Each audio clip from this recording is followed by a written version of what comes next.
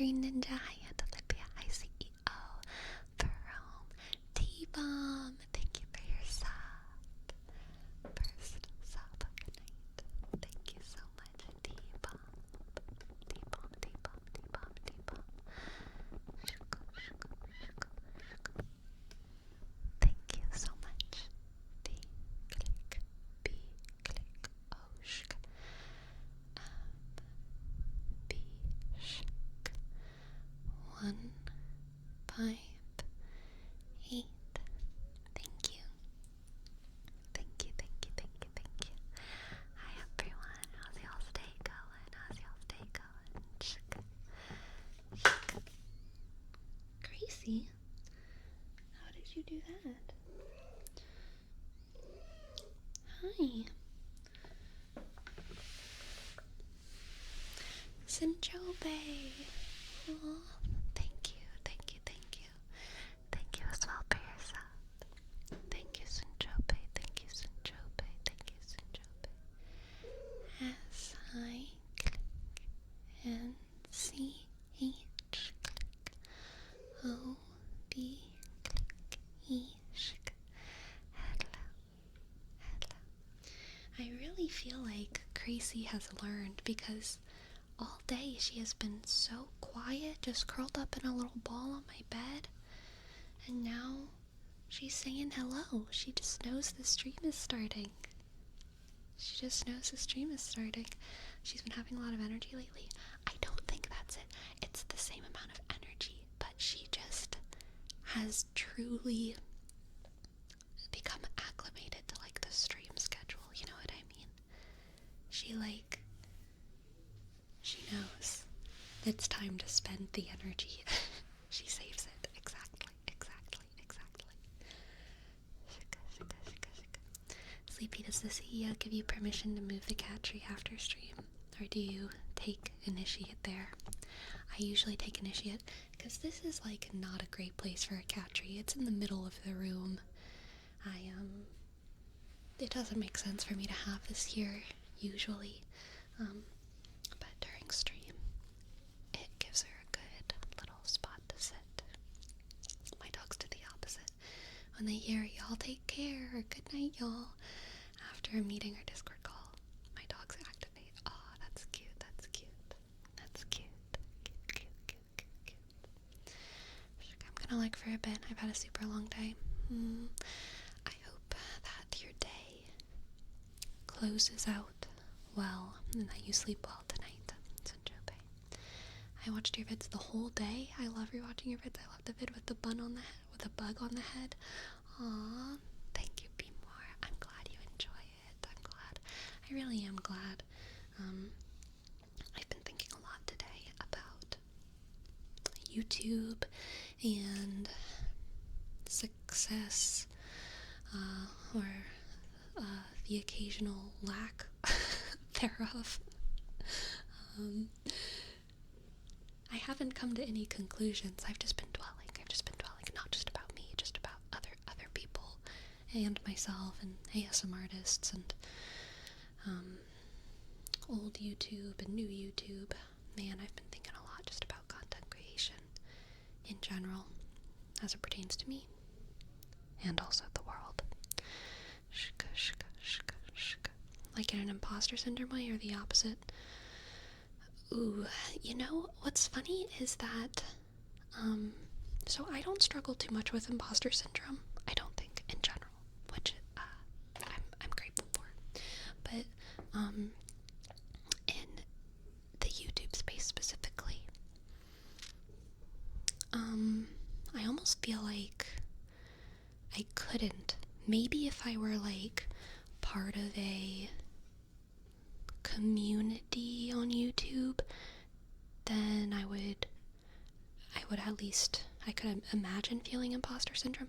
There's certain spaces on YouTube where there's a lot of collaborations and a lot of crossover, things like within, I don't know, makeup YouTube or travel YouTube or fitness YouTube. There's a lot of collaboration, cooking YouTube, but in ASMR, there's some collaboration, but I feel like for the most part, people are so solitary. I I'm part of a genre. I know I'm like making ASMR and I'm in this genre, but like, I don't feel like an imposter because I don't feel like there's even like a space that I could be imposing myself into. I'm just, I feel like I'm creating the space, not like I'm inside of a space. Does that make sense? Every time I do anything online, I feel like I am creating the space rather than taking part in it. Yeah.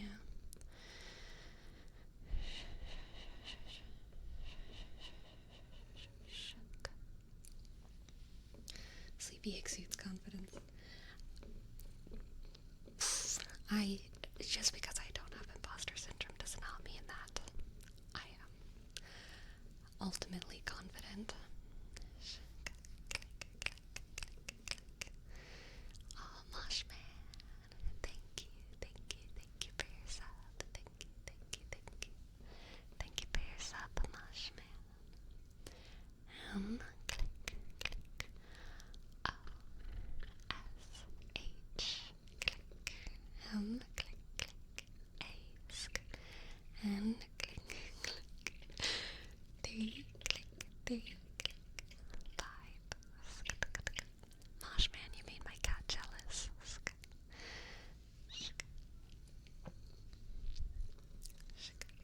Wasn't sure if you meant you looked at your metrics and were like, oh, how do I have that many views, subs, whatever. Sometimes I feel like that, but like, I don't know, I feel pretty disconnected from the numbers a lot, which is weird. Like, whenever I do think about the numbers, I'm like, whoa, that's a crazy number. But usually, unfortunately, I don't even really see the number. I just see the YouTube, like, bar graphs of, like, am I doing better than I was last week, or am I doing worse than I was last week? You know what I mean? So I'm not really seeing, like, oh, I have this many views, I have this many subs. I see, like, just amounts in comparison to, like, last week or last month, and I don't think about the actual specifics. So it's weird. It's a weird world. I feel it's probably better like that. Instead of focusing on raw numbers, just focus on your own performance. Yeah, it can be. Jose. Hi. Thank you, Jose, for your sub, Jose. And Cliff Nerds, oh my goodness, thank you guys so much.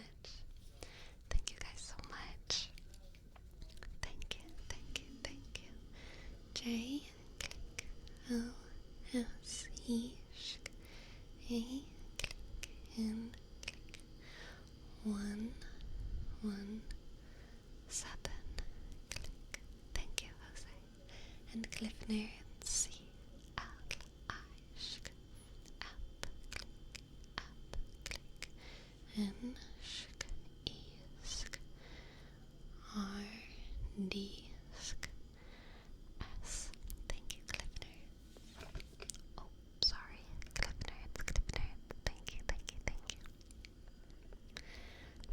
I feel like that might be a healthier view on it, but it might end up being the same mental result. Yeah, exactly.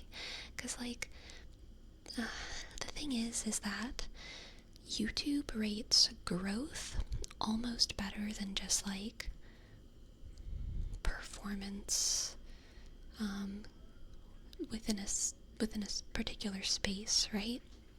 So if I were just looking at graphs, then like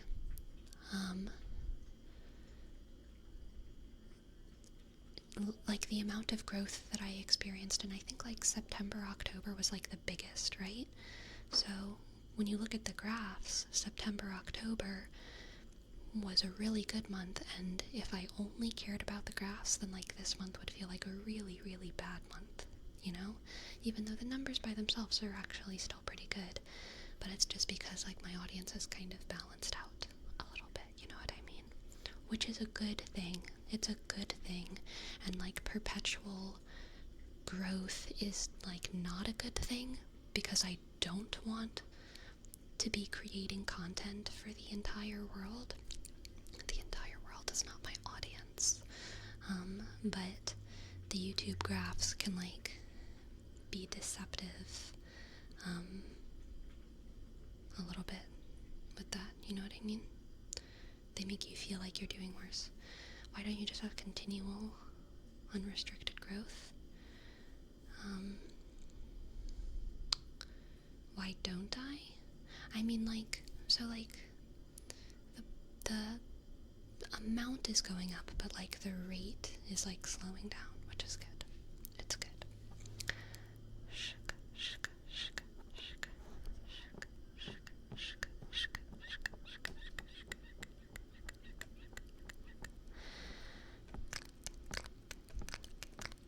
Have you ever been surprised by which type of video is more popular than others? Definitely. Oh yeah, definitely. Hello Jamie, hello Jamie. Hope you're doing well as well.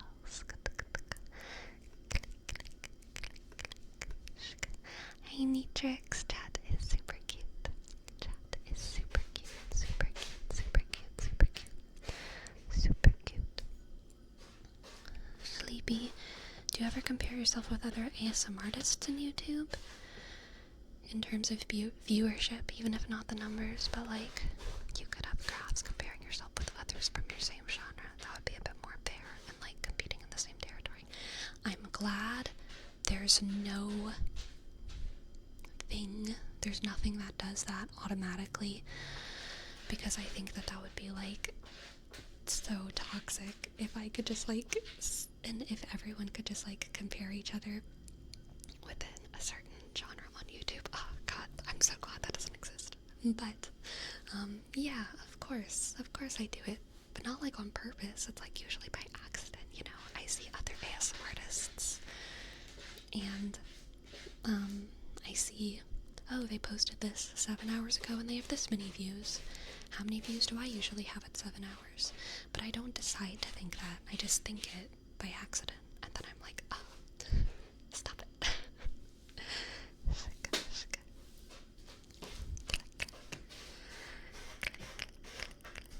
Exactly, Mr. Hollow. Comparison is the thief of joy. I just want to make content that I want to make. I just want to make content that I want to make. I don't want to make content that's guaranteed like success.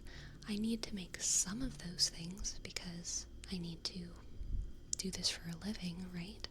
But overall, whenever I look at my channel, I want to just see stuff that I like and that I wanted to put out there into the world, you know what I mean?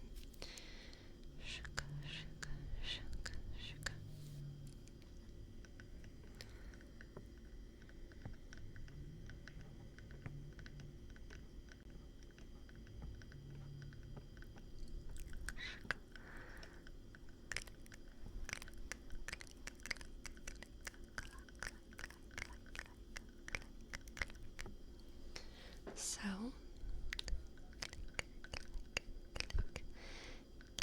I went to the gym today. It was my first time going by myself, and also my first time going like to actually work out and not just like touch things and try them, you know what I mean? And my legs still feel a little bit jelly. So I guess I went pretty hard, you know? I went pretty hard. What split are you doing? I'm just, probably mostly dividing things into, like, leg days, and then, arm days, and probably every day I'm gonna do a little bit of core stuff, because,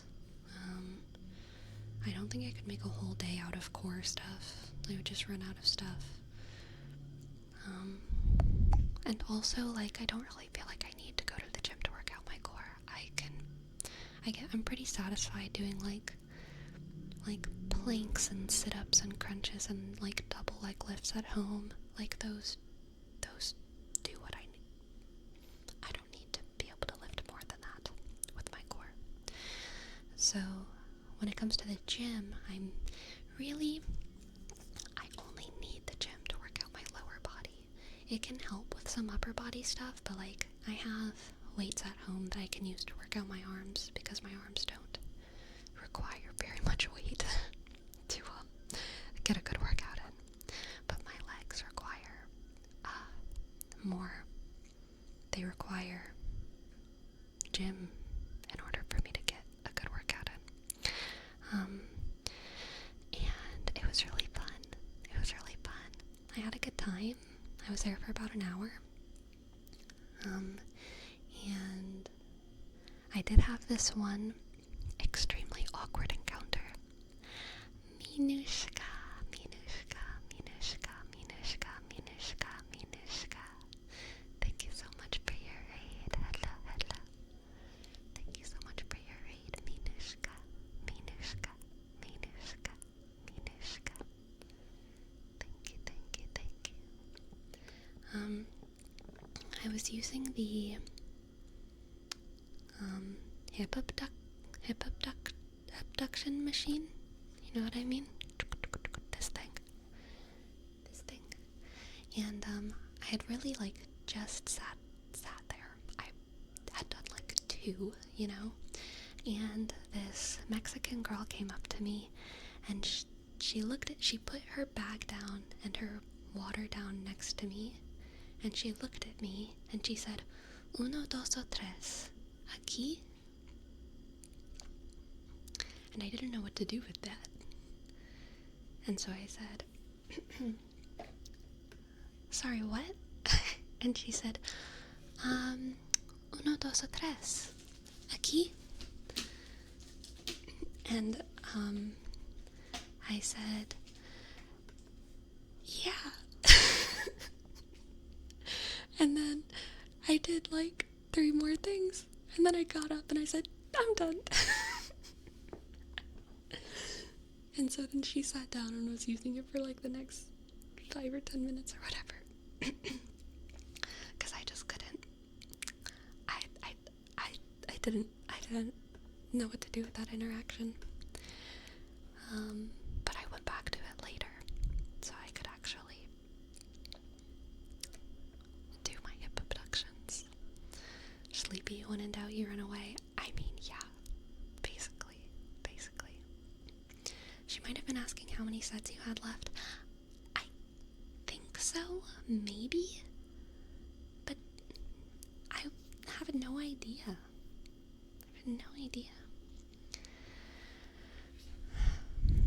I'll go to the gym when I have a job, because not having a job affects me too much to be able to start gym.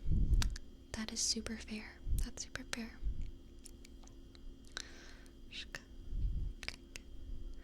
Sleepy with the deer in the headlights response. Truly. I don't either. You handled that as well as anyone could. I mean, I hope. I could tell she wanted to use it, right? So I knew I had like still like 45 minutes to kill, so I didn't mind just leaving, you know? But yeah, I can tell, like, my legs don't feel sore or anything, because I went from like 5 to 6, and stream starts at 7:30, so it's pretty recent. But it was really busy time of the day to go. Probably not my favorite time of day to go, but that was just when I could. So I gave it a go, but my legs aren't like sore or anything yet.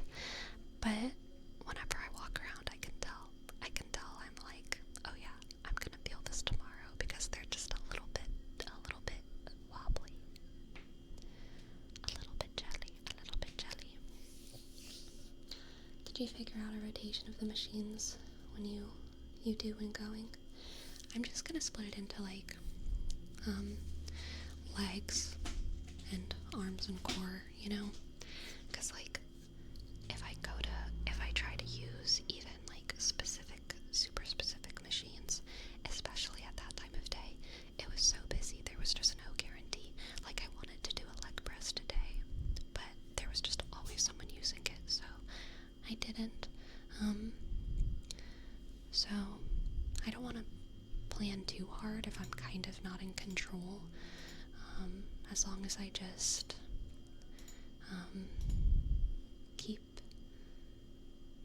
keep going and keep doing something while I'm there. Just working whatever's not sore, you know what I mean? Then that'll be good. I think 2 p.m. would also be a good time. I'm just not always very awake at 2 p.m. I'm usually awake at 2 p.m., but especially on Mondays, 2 p.m. is like around the time I wake up. You know what I mean?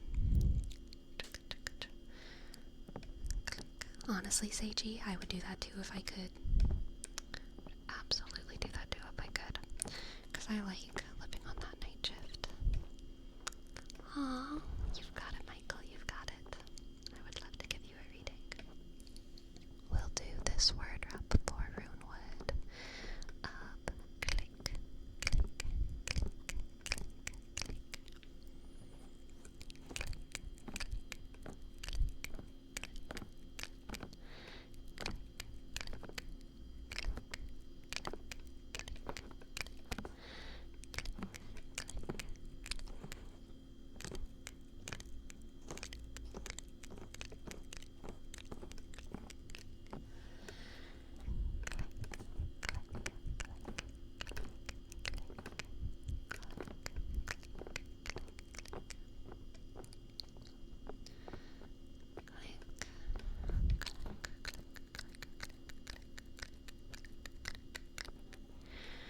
Click,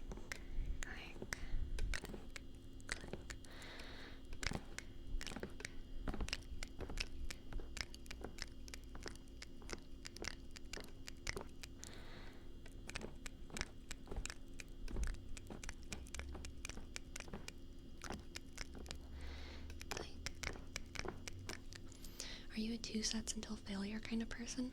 So I'm still figuring it out, really, because I don't know like how much weight I can do yet. Today was really my first day where I was trying to figure those things out. So today was super chaotic, but I did realize that for a lot of the things that I was doing, it ended up kind of being like I would do a set of like 15, and then I would do like a set of 5, and I was done. And then I would do like a set of 5, and then I would really have to take like a solid minute, and then I would like do a set of 4, and I would be like, yeah, okay, that's it. So I don't know exactly what that means. Maybe I should try balancing that out somehow. Maybe with the less reps, higher weight. But that first set I would always feel super strong, but then I would go for the second and I would like barely be able to do any. So I don't know. You should do 8 to 12 reps per volume. Gotcha. Click, click, click. I blame odd numbers. Yeah, true. Alright, let's do this reading for Sinchobe. I default to 15, 12, 8, 10, or 10, 8. Nice, Oscar. Honestly, it's better to do less weight, more reps than more weight, less reps. I feel like people argue about this. I feel like there's a lot of different... I think it probably depends on what result you're going for. But, I have no stake in the matter.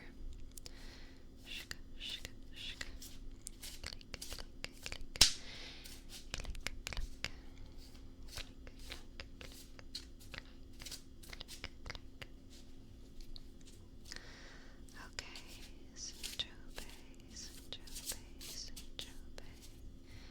What do the cards have for you, Sinchobe?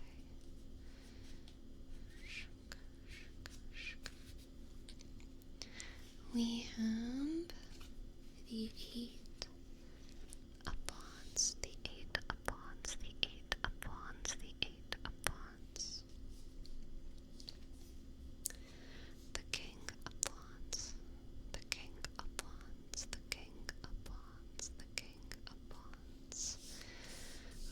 the Six of Pentacles. Okay, Sanchope.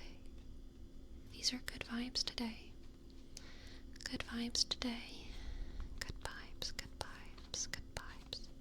So honestly, this is giving me like fresh start kind of feelings.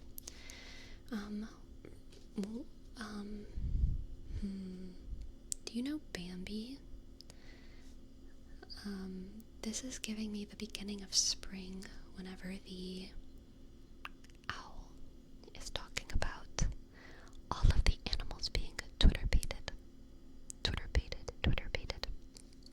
There's a sense of celebration and speed and excitement. Celebration, speed, and excitement. Celebration, speed, and excitement. Bambi the ASMR artist and Bambi the Disney movie. Amazing. Celebration, speed, and excitement or passion.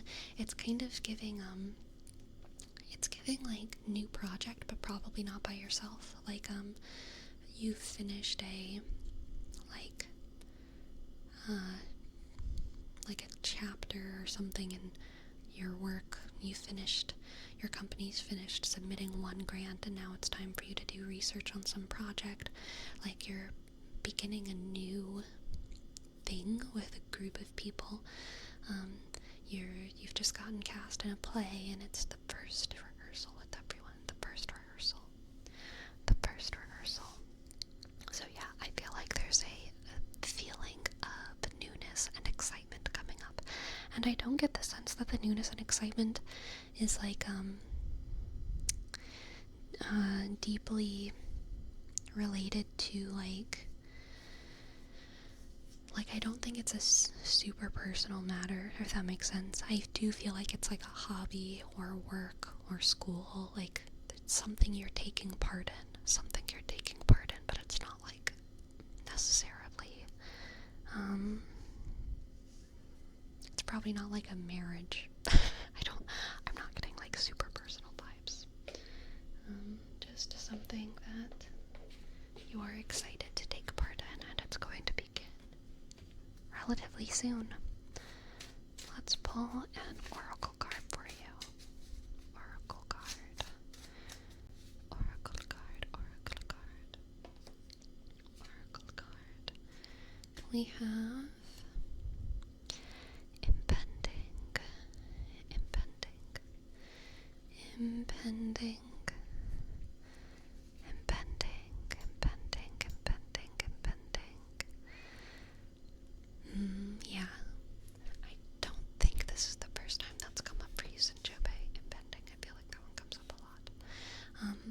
But yeah, I think that this is just something that's waiting to happen, and probably whatever's happening now, whatever project or effort or journey, it is slowly coming to an end, and the ending of that is a bit of a slog, but it is impending, it is coming soon, the ending will come soon, and after the ending will come this wonderful spring, okay? This wonderful spring. Twitter-baited. I'm excited for you, Sanchope, to have a fun start to some kind of project or thing. I hope it goes well. I hope that everyone who's taking part in it has a good time, just like you. Yes.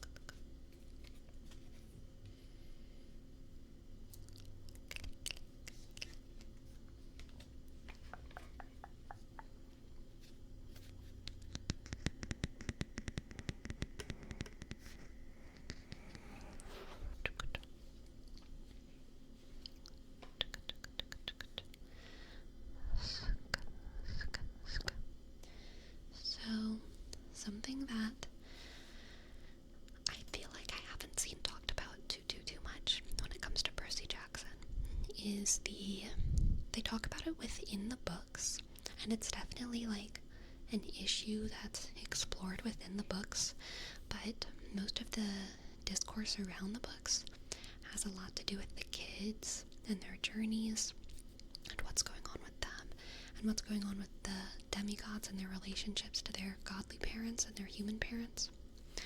But I wish that more people talked about the relationships between the mortals and the gods, the relationships between the mortals and the gods, the parents of our main cast. In the books, they do explore those relationships a little bit, and they're always very, very interesting, and they're always a little bit sad. They're pretty much always a little bit sad. And I think that the way Rick Riordan shows those relationships is really unique, because you don't often, for the case of Percy, the main character, his mom, Sally, you don't often get a character like Sally, who is a role model in the books. Such a good mom, such a good book mom, such a good character. She's a role model who always has a sense of like unrequited love about her relationship with Poseidon, and she ends up with a mortal. I can't remember his name. I think in the fourth book she starts dating another mortal guy. I think he's like a teacher, if I remember correctly. And yeah, he's a teacher. And even though she's in a happy relationship, there is always still this sense that she is in love with Poseidon. And you don't get that too often from role models. Usually role models are either just like in books, movies, they're just single by themselves, like Spider-Man's grandma, Aunt May, or they're in like a happy, beautiful relationship. And so I think the complexity of the parents of the demigods is super, super, super interesting. Gracie, do you want to be pet? Do you want to be pet right now? I don't think she wants me to pet her right now, so I'm not gonna. But I'm sure she will want pets soon. Little concern.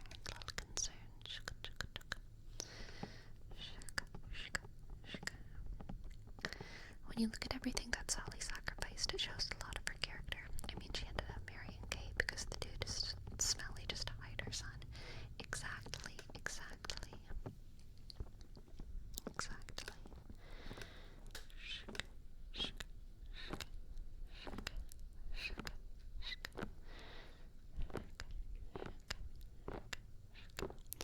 Gracie is a fickle beast. She will always want more pets, but it's hard to anticipate when. Yes. I feel like cats don't usually like to be pet while they're grooming themselves. I don't know. Like, I can just tell if I touched her back right now, she would be like, ugh. I know that that's how she would feel. Hello, dog, glass of milk. Hello. 6. Thank you.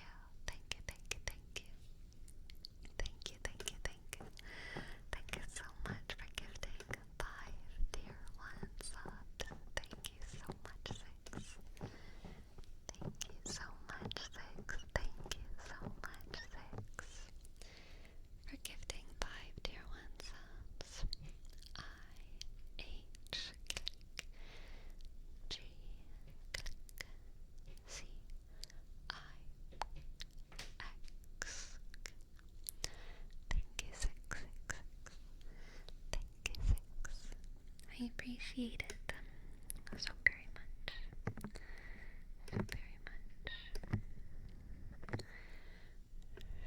So, the past 2 days and tomorrow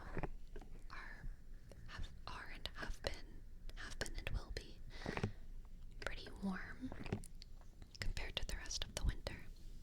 The high has been like 60 degrees, kind of crazy, so it got really warm all of a sudden. And I think it's gonna go back down, but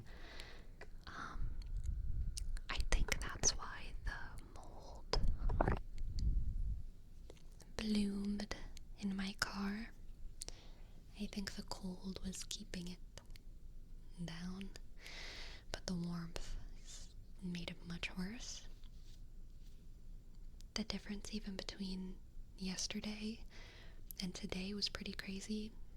I got in my car today, and there was more mold than there was yesterday.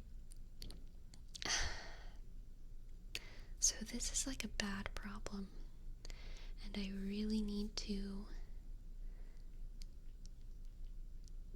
figure out what the hell to do.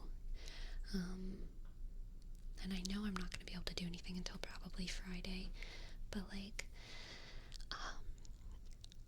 I don't even know the first thing. I need to find, I guess, like a car detailer. A dehumidifier, it's not going to be enough. Gideon's hornblower, I don't think it's going to be enough. I think it would maybe be enough, like, to get me to the end of the week. You really have to check under the carpet, because if there's mold in there too, it won't matter how much you clean it, it will come back.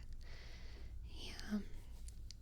I mean, I'm not gonna do it. I can't. I'm not gonna do it. I need to take it to someone who can do it. Because I don't know how to rip out my carpets and put them back. So, I am nervous about all of this. And then I also need to get my windows repaired. Because the problem exists, I think, because my windows aren't closing completely. And so that's gonna be a big thing too.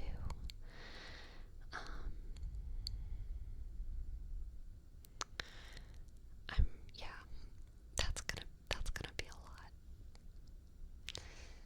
But that's okay. That's life. That's just life. Shika, shika, shika. Shika, shika. I did find my wallet though, so I'm super happy about that. Either that or watch a ton of YouTube videos, just like for fun, like to procrastinate. Like instead of getting my car fixed, I just like watch a ton of YouTube videos. Yeah, yeah, yeah, yeah. Shika, shika, shika, shika.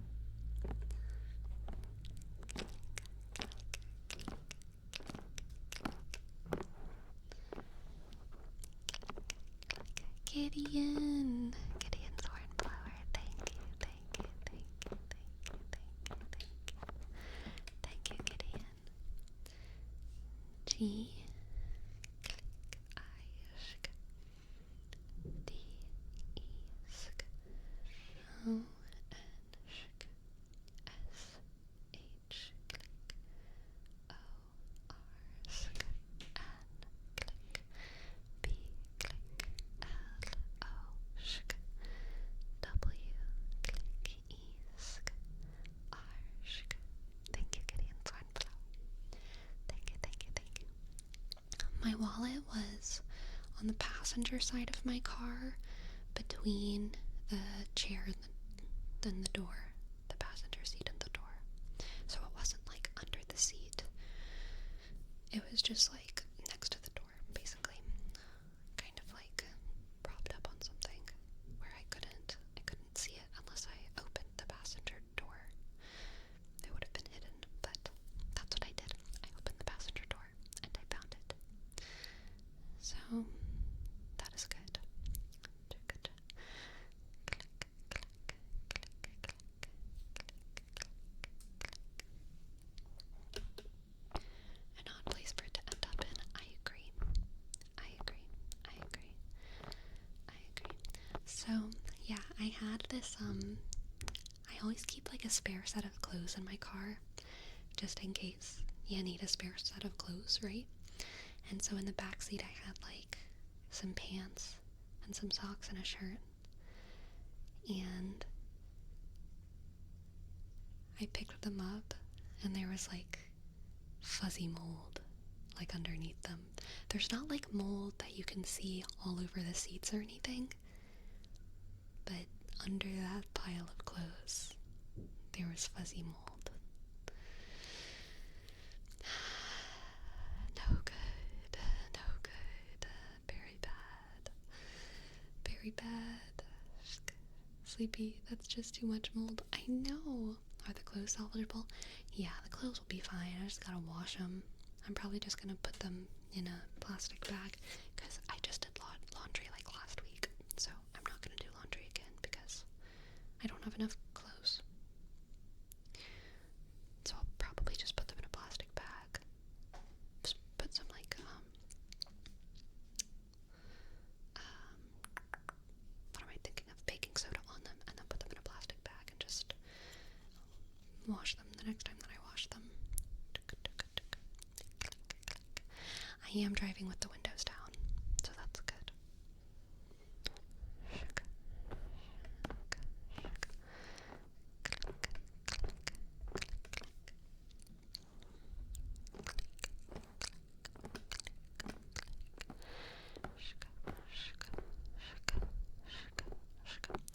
So the windows, it's actually two of them. It's my two front windows on the driver and passenger side. The last time I talked to a mechanic about it, he said it was probably water damage. Just based off of the age of the car and the fact that I came from Louisiana. Because of the fact that it was happening to both of them at the same time as well, made him think that it was like moisture damage. And that seemed reasonable to me, but I didn't get it fixed at that time because it was just like annoying. It wasn't necessary. I didn't realize that the windows weren't closing all the way. They were just making a really annoying sound, and they don't go down all the way. But I think they're just also not sealing up correctly when I rolled them up. But yeah, I'm pretty sure it's moisture damage on my windows as well.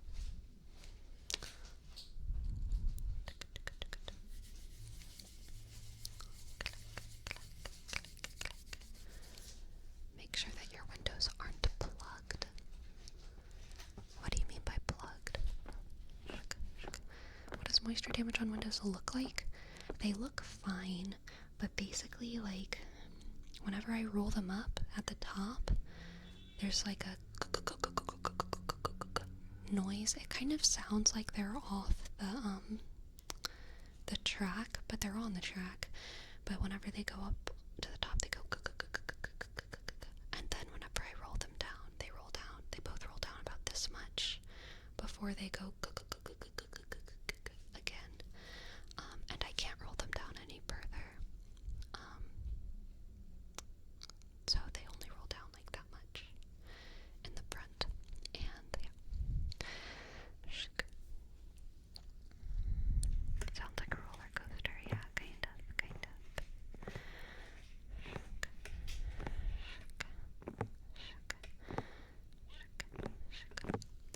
We have two name traces, one for Iowa B, I click W, H, click E, sk, B, sk, Y, sk, and one for Buncha, B, click, O, sk, and click, D, click, C, H, click, A, sk. My cat is chewing on a plastic bag, so I'm going to go save her from her fate. I'll be right back. Right back.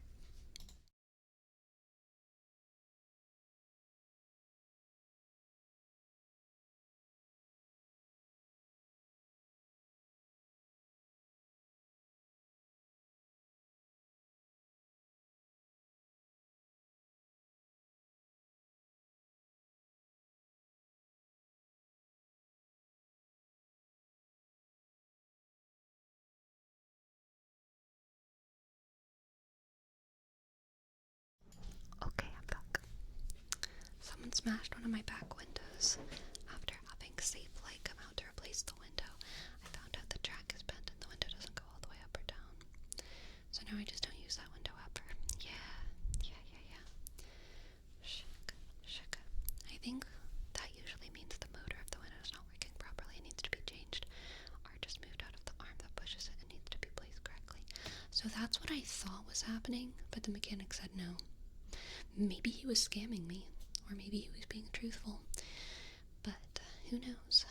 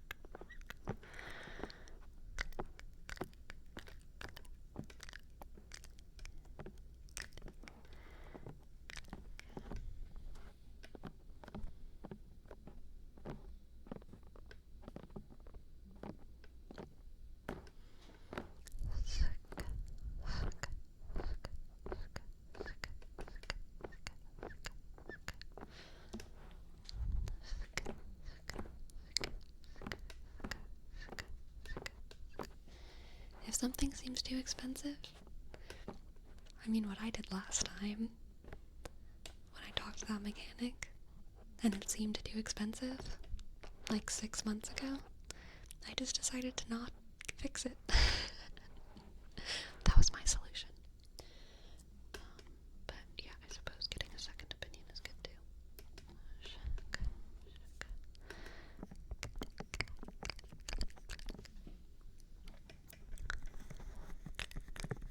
Exactly, prime token. Exactly, prime token. Prime token. Prime token. Shaka, shaka.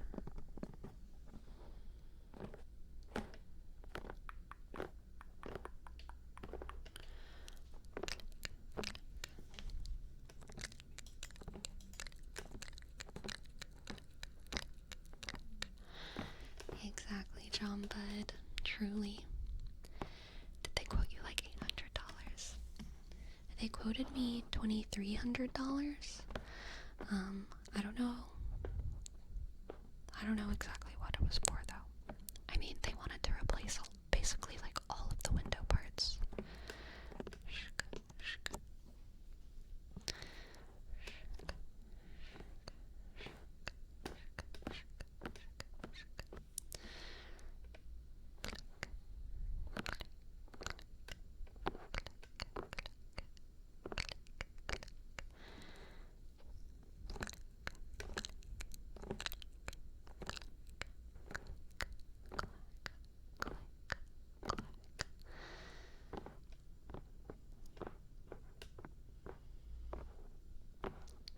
A garage wanted to charge me $200 to change a headlight and both brake lights.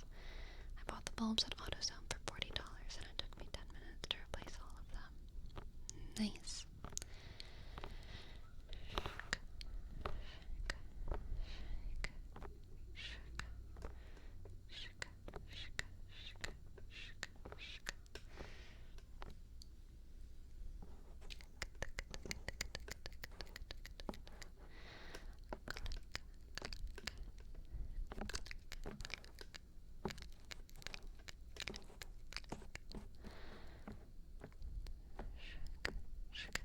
I don't think I can, in good conscience, sell the moldy car.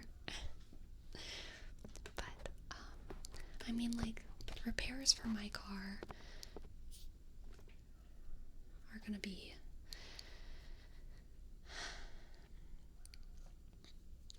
probably under $5,000. A new car would be like, probably like at least $15,000+. Maybe 14, I don't know, 13, 14. So I'm still saving money if I just repair my car. If I just repair my car. Buying a used one, those are used prices. If I got a new one, it would be like $25,000.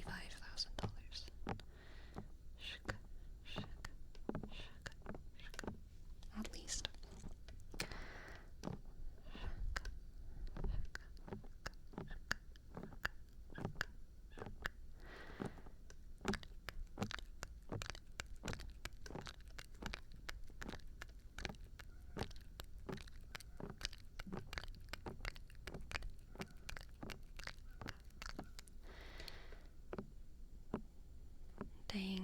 nice Nova. A couple months ago, I was looking for new cars around here because my car's been like kind of on the dying trend for a while. And I mean, yeah, like truly the cheapest of the cheap were like around $9,000. But those would have been like, those are like fixer-upper cars, you know, which like I can't do a fixer-upper car.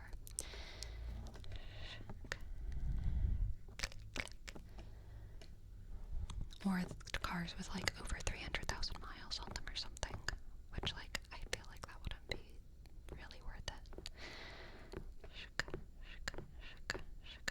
But honestly, the West Coast is just crazy. The West Coast is just crazy.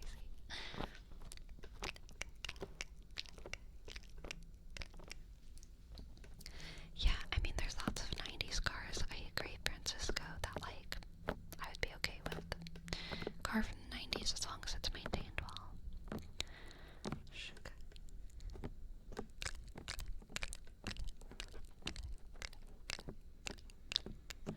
Interesting Destructicon. Rental car dealers. You can get some cheap cars with low mileage that rental car companies don't use anymore. Interesting.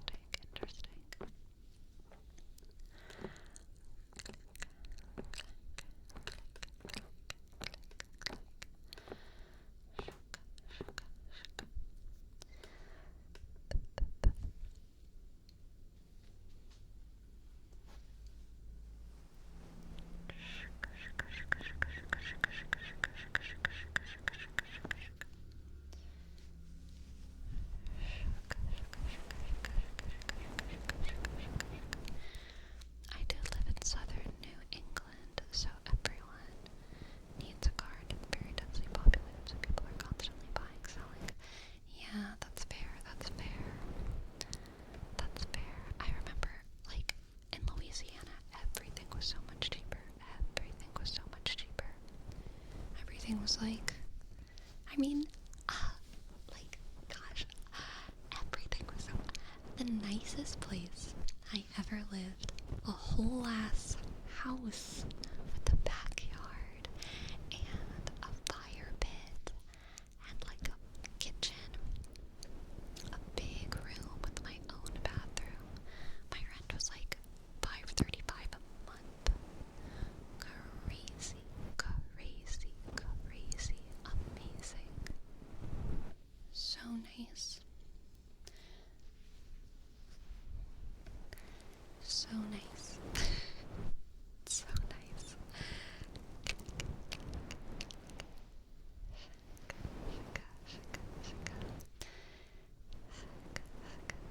It's cheaper than rent here. Yeah, I mean it was a good deal. To be fair, I had like a friend connection to the landlord, but that connection only got me like $75 off rent because I basically just didn't have to pay utilities. That was what the deal was. So like, it was amazing.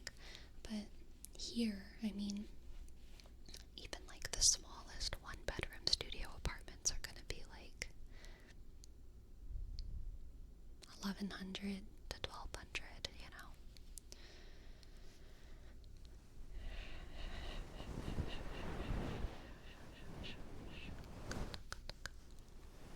And everywhere here has pet rent too, which I didn't even know was a thing. I had no idea pet rent was a thing until I moved to Oregon because, like, in Louisiana there would be people that accepted pets and didn't accept pets, but there were no places that made you pay like $25 a month for your pet on top of the pet deposit. Like, come on.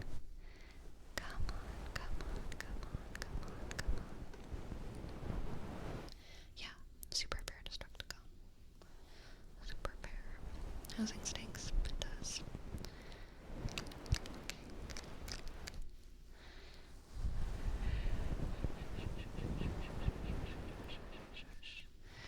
I feel like the idea of pet rent is so absurd because it implies that, like, my cat is doing, like, $25 worth of damage to this apartment, like, every month.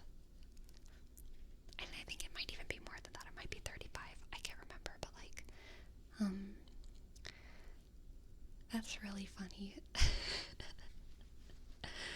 That's really funny.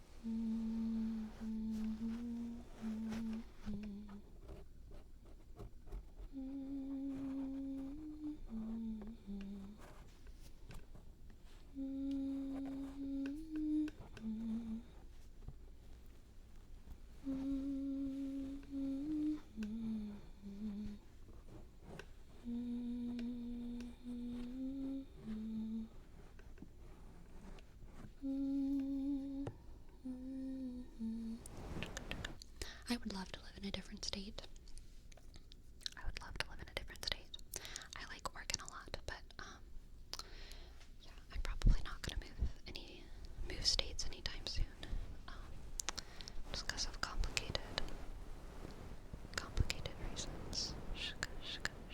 But I would be happy living pretty much anywhere, honestly. And I don't really have too much of a connection to Oregon. I agree, CG. I agree, CG, CG, CG, CG.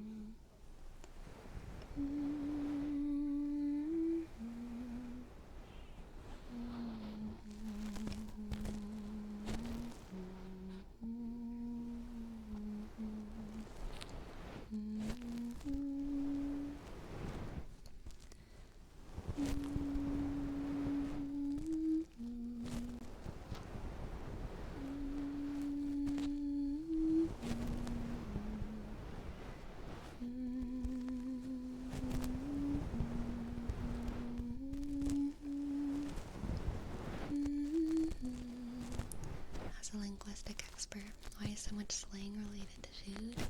Because so much of life is related to food.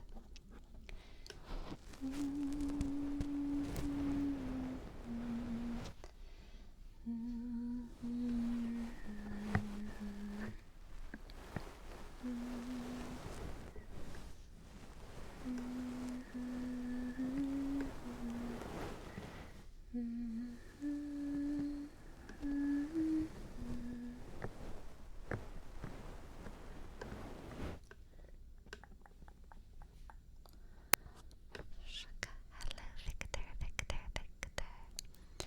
Victor, Victor, Victor, Victor, Victor.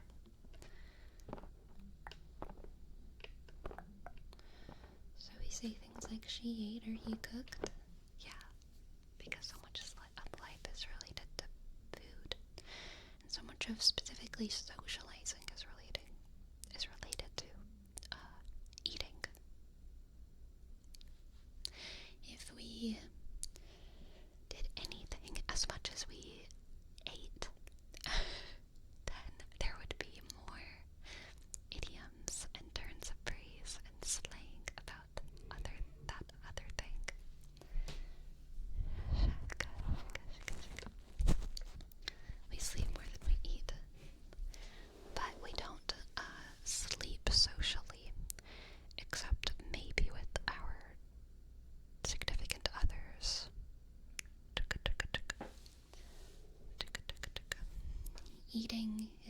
I say so much of life is about food, I don't mean like so much of life, so much of keeping your organism alive is about food. I mean like so much of living life is about food, and so much of socializing is about food preparation and social eating and all of those things.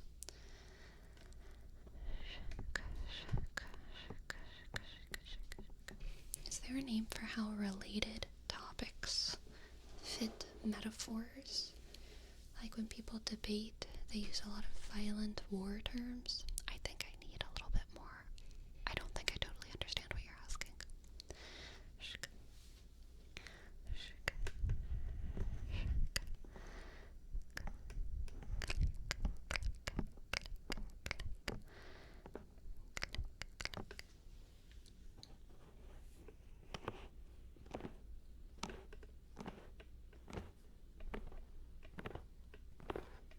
Yes, Prime Token, eat some food, eat some food, eat some food.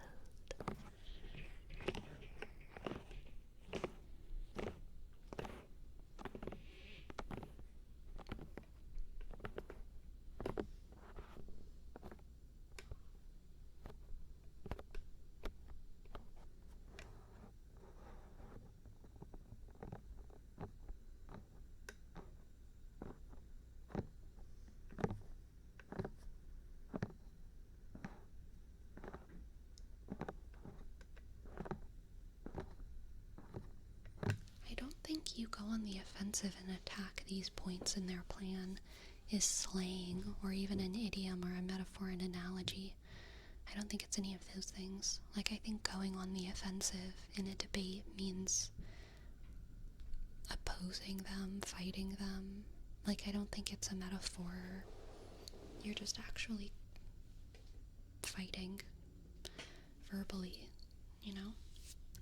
You're actually attacking verbally. Verbal attacks are real attacks.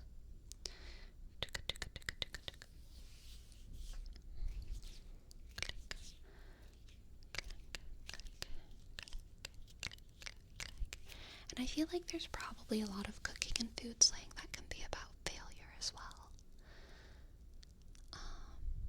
Like, you're gonna spin yourself into butter. Stop that, you're gonna spin yourself into butter. Or, you're really in a pickle, aren't you? You're really in a pickle. You've been burned. Yeah, another good one, Brom. Another good one. Hello, Dominic. Hello, hello, hello, hello, hello,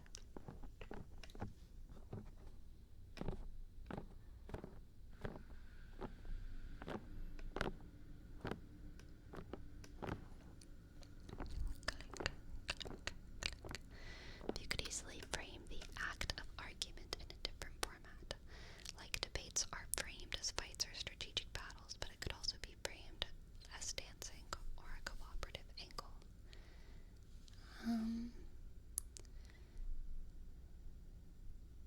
I think it is framed as those things, right? Like the fact that debates are framed as fights or strategic battles is like most debates are like that, but there are some debates that are framed as like sort of dances, linguistic whatevers. I don't know about debates that are framed as cooperative, but I think if they're cooperative, maybe that would be more like a panel or more like a discussion or an interview even or something like that.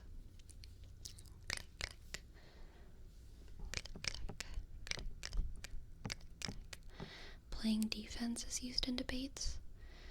Yeah, I think the metaphor word there that turns it into a metaphor is the word playing, not defense. Because playing makes it a sports metaphor. But like being on the defensive isn't a metaphor, that's just a description of what's happening. Like that's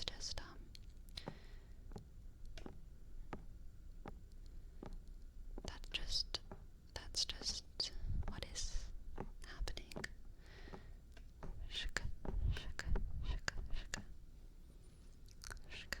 If debates are framed as fights and strategic battles, I think that's just because Like, they just are fights that are strategic battles. I don't know. I don't think it's a metaphor. They just are that. Maybe I'm not understanding something. I mean, they don't have to be. No, they don't. But if they are, then they are. You know what I mean? I agree, they could be framed as dances, and sometimes they are. And then they're framed as dances. And then that's just what they're framed as. Okay, I'll fix my audio. I'll be right back.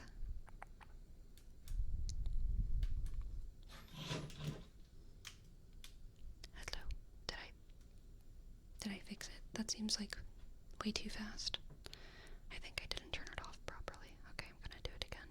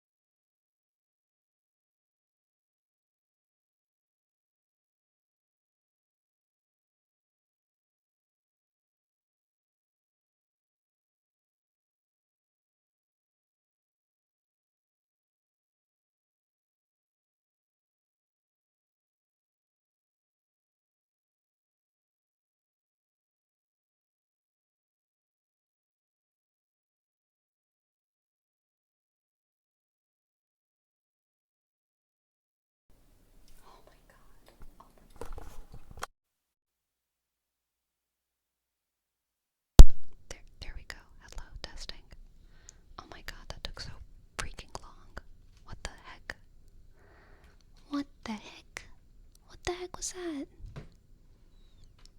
Why'd that take so long? Why'd that take my microphone so long to do? Everything is breaking. I don't want everything to break.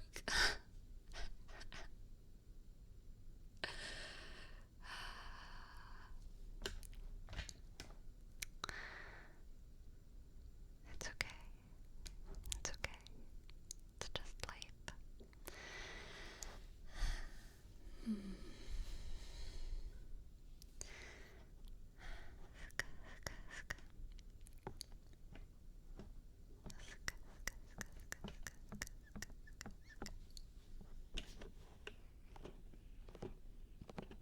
Sure, back to debates.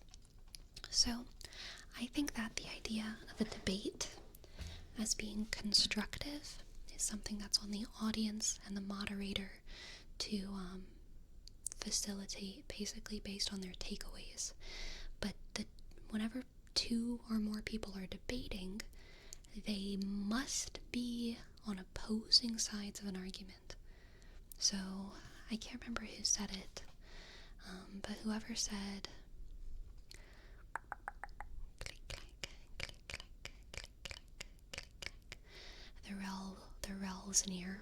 A debate isn't framed as a fight, it is a fight. If it was framed as something else, it wouldn't be a debate. I think they're correct in that. A debate can be constructive, but when it is constructive, it's a constructive fight. For a debate to be a debate, there must be people who have opposing positions, and they must be arguing. They have to be going back and forth about why each of them thinks that they're right.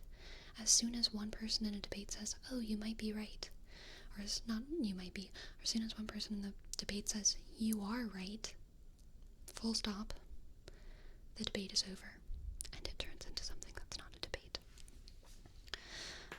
Which is great. It's another type of discussion, another type of interaction. But, yeah, debates aren't framed as fights. Debates just are fights. I agree with that. I agree with that. Click, click, click, click.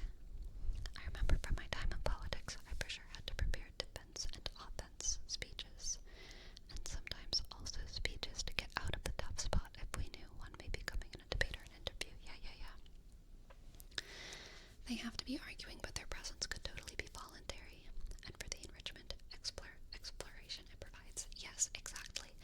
Like, outside of the internet and like super vitriolic characters and topics, there are debates hosted like within universities, sometimes between academics, between professors, and usually those professors are debating because they're both experts in the same field and they probably both respect each other's work. They might be friends, they might be colleagues. So, it doesn't necessarily have to be like an aggressive, mean debate, but it is still two people who are coming at something from opposing sides and they're arguing.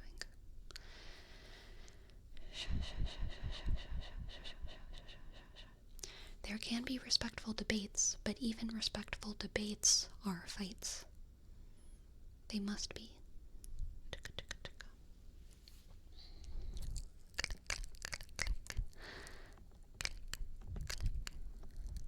Exactly, Seiji, exactly true. Just because you're in a debate, even if you can be in a debate and agree with the other side, but you never play that role within the debate. Debates must have two or more sides that believe different things about the topic.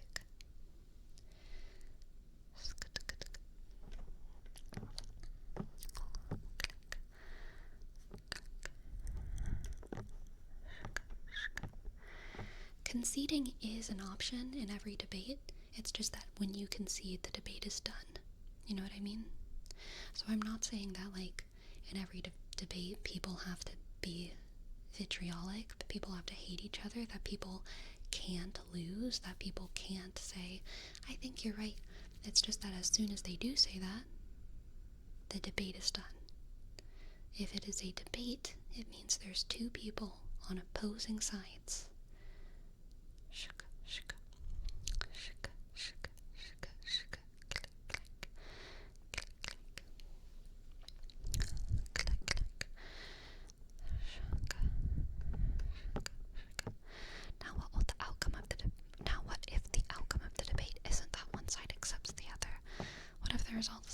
sides choose a middle ground. If they agree at the end, then yeah, it's a discussion.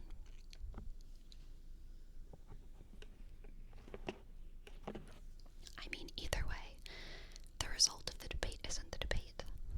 Even if the result of the debate is that one's person agrees with the other person, or that they both still uphold their opposite opinions, or that they both come in the middle, the debate is over. So whatever happens after that isn't the debate. Shka, shka. The debating is exactly, not the outcome, not the outcome. Tuka, tuka.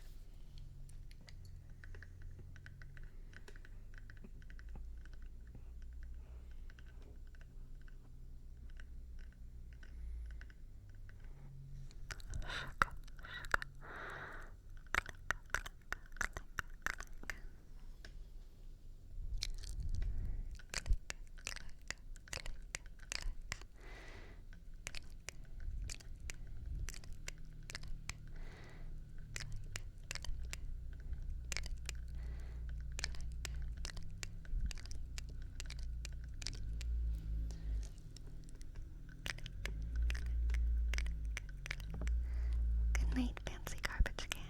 Good night, fancy garbage can. Good night, fancy garbage can. Good night, good night, good night, good night, good night, good night. Good night, good night, good night, good night, good night, good night, good night. Good night, good night, good night, good night. Yeah, Barum, I agree. I think we're on the same page about this. Good night, good night, good night, good night. As far as what a discussion is, I think a debate is a type of discussion. A discussion is extremely broad. A debate requires differing positions having to do with a topic. A debate requires a implied effort to stay on topic. A debate implies the attempt at fairness. Discussions can have no rules. A discussion has no rules. Both people can agree, both people can disagree.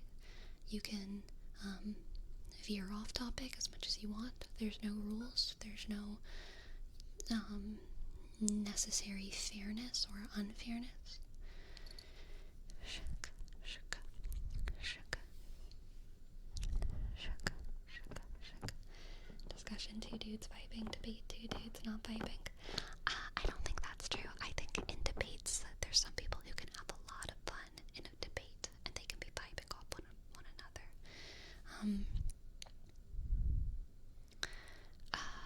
A lot of the discussions that Brittany Simon has, I think, are kind of debate-ish, but they're still vibing together. Also, a lot of times, Destiny and Abba, one of his friends, they debate, and they're like best friends, or not best friends, but very good friends, and they have different ideas about an issue, but they're still like having fun with each other as they debate it. So yeah, you can definitely vibe during a debate. Shaka, shaka, shaka, shaka, shaka, shaka, shaka.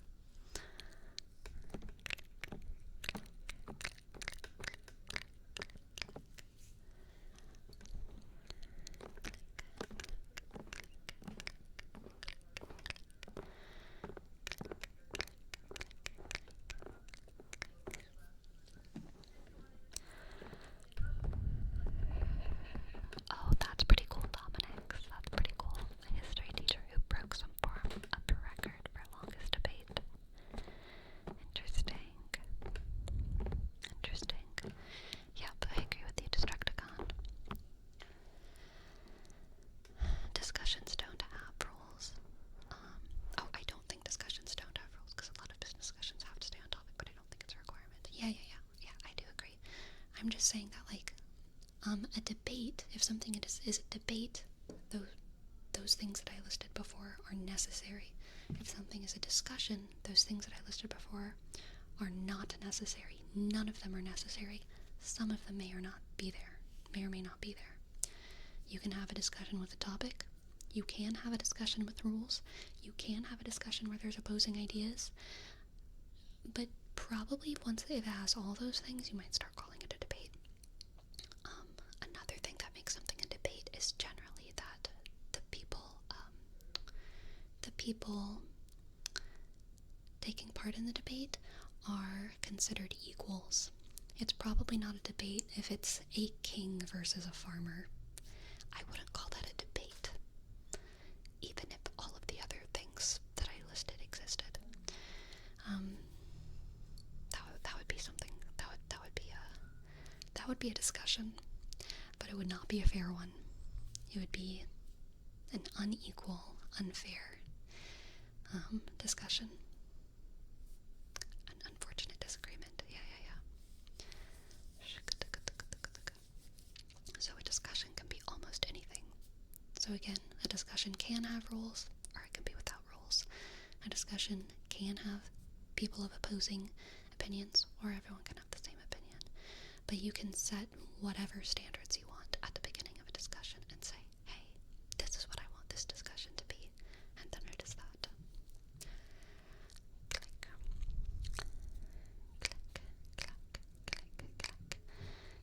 Exactly, Destructicon. A square is a rectangle.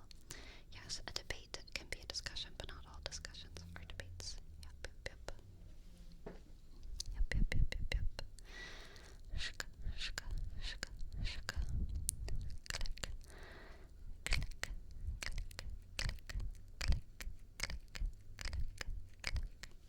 Hello, randomness, stupidness. Welcome in. What's your favorite M&M color? I haven't had M&Ms in a zillion years because I'm vegan, but my favorite Skittle color is purple. I think all the M&Ms taste the same, don't they? Do you think there should be fairness in discussions too? Like, as an ideal, I think there should be fairness in life, but we're determining the definition of discussion, right? So, definitionally, no. I don't think what a discussion is necessitates fairness. Like, theatrically, dramatically in movies, there are discussions that I would call discussions that are unfair, but like, I would still call them discussions. We're talking about the definition of the word discussion, not like the ideals about what a discussion can or should be.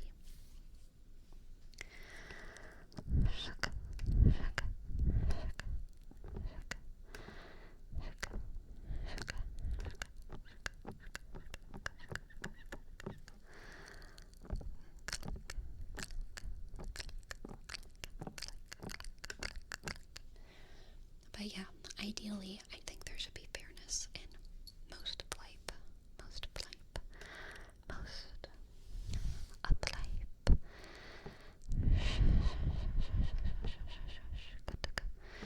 What's your favorite philosopher? You know, I haven't read too much philosophy. I've read a lot of spiritual stuff. And, I guess I've, like, seen excerpts of philosophy, but I'm not very well read in philosophy at all. I can only list, like, yeah, I really shouldn't say. I don't think there's ever been a philosopher who I haven't enjoyed, but, like, I don't really want to say a favorite because I don't know enough. There's philosophers whose works that I've read I've enjoyed, but, like, I don't know if I would agree with their other works enough for me to say that they're my favorite philosopher, you know?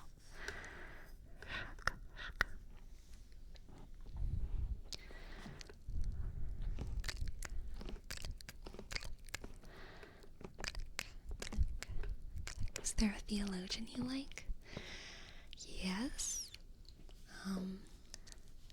Saint Therese of Lisieux, John of the Cross, Saint Teresa of Avila, Saint Augustine.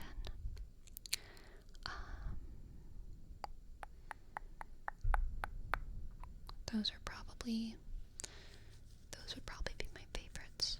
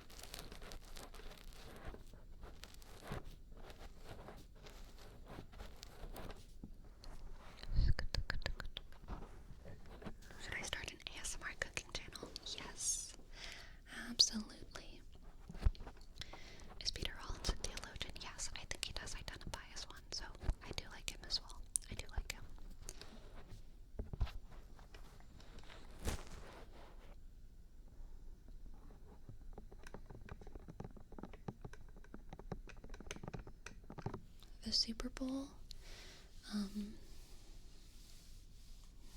New Orleans Saints. The New Orleans Saints.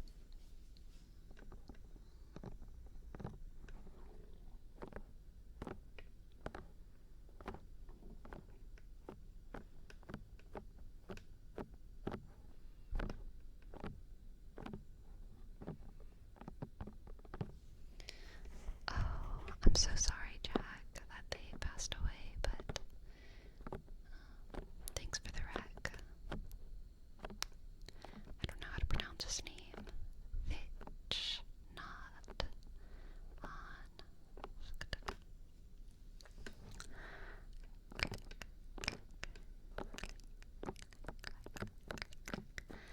Aw, Carlongus, thank you for the sweet message.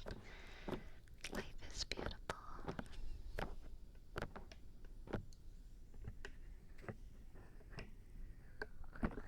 Let's do some ear cupping, okay?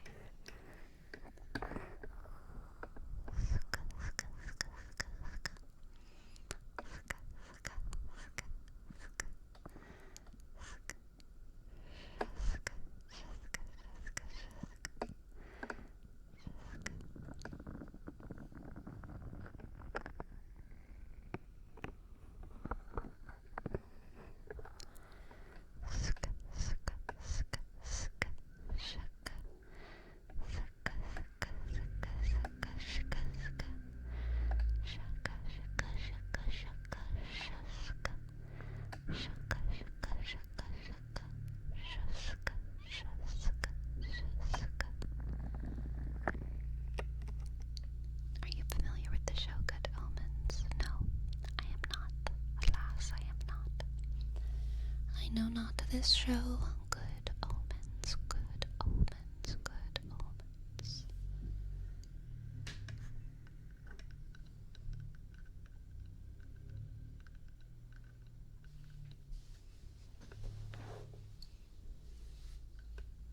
Hello, Macamara. I always want to say McNamara when I see your name, but it's Macamar.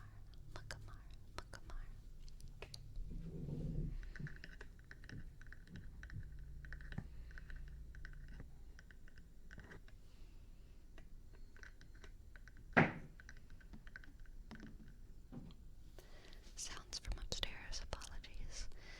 6. Thank you for gifting a tier 2 sub, 6.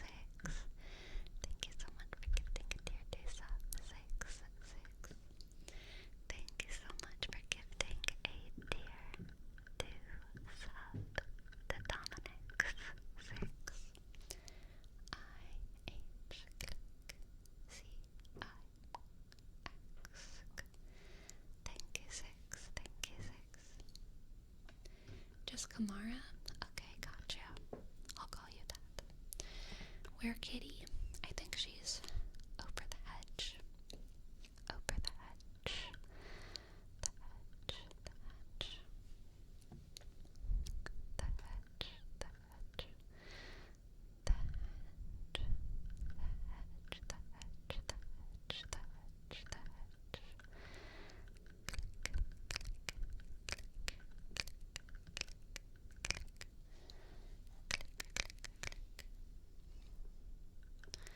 What is on the other side of the hedge? Wonderful things, beasties, monsters, mermaids, creatures from your dreams and creatures from your nightmares, creatures from your past and creatures from your future, creatures you can't even imagine. 6. Thank you again for gifting a tier 2 sub. Another one. Thank you so much, 6.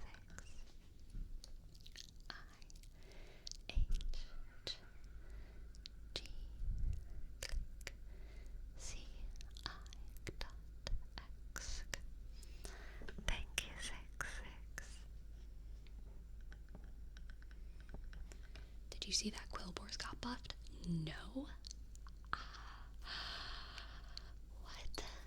How did they get buffed, OJ? How did they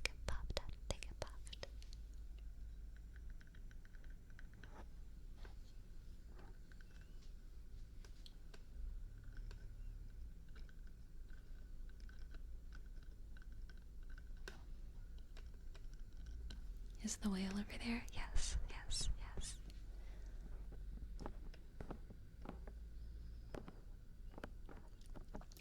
Geomagus has Divine Shield. That is insane.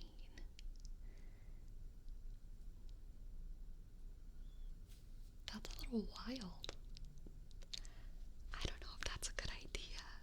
Oh, it seems a little bit broken, but I'm all about it. I'm all about it.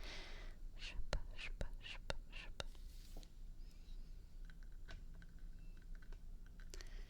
6. Merci beaucoup means thank you very much. Thank you very much. Thank you very much. Sleepy, can you please explain why it's broken in League terms? Yes. So, Quillboars, the operative superpower of Quillboars is that they have blood gems. Blood gems. You basically have some Quillboars that generate blood gems, and other Quillboars that use blood gems in weird ways. Or other Quillboars that buff your blood gems. So usually on your board earlier in the game, Hearthstone is a card game, Hearthstone Battlegrounds, you'll have some Quillboars that every turn will give you a couple blood gems if you meet certain things, like if you have some gold left over or whatever. So you'll have some Quillboar that will give you blood gems. And then we'll have other Quillboar that whenever they die, your blood gems will give one more health or one more attack. And so during the early game, you're trying to grow your blood gems so that your blood gems can give the highest amount of stats possible. And you're also using the blood gems during the game to buff your Quillboar. So the goal is to always be generating like 3 to 7 blood gems, and you want your blood gems to be giving like 10 health and maybe 10 attack and like 5 health. And so you begin your turn with a handful of blood gems and you play them on all your Quillboar. And then your Quillboar get bigger and bigger. And then the next turn you get even more blood gems. And you play them on your Quillboar, and your Quillboar get bigger and bigger and bigger. Geomagus. Geomagus is a card where whenever you play a blood gem on Geomagus, they play a blood gem on another Quillboar. So it's like you get 2 Quillboars off of, 2 blood gems off of just one blood gem. So already Geomagus is like one of the best cards for Quillboars because it doubles the value of your blood gems. But Divine Shield is an effect that makes it so that the first hit during a term, your card is immune. Your card is immune. So Geomagus always at the end of the game is like pretty much your biggest Quillboar because you play the most blood gems on Geomagus so that they can distribute even more blood gems to your other Quillboars. So they're always like, I've had games, I think my biggest Quillboar game, I had a Geomagus that had like 600 something attack and then like 400 something health. Kind of ridiculous. It was one of my best games. But if that has Divine Shield, then it's like even more immortal. It's like even more immortal. For its first hit, back when I used to play, I was happy to get 100 jump numbers. Try getting diamond. Try becoming a diamond Hearthstone Battlegrounds gamer.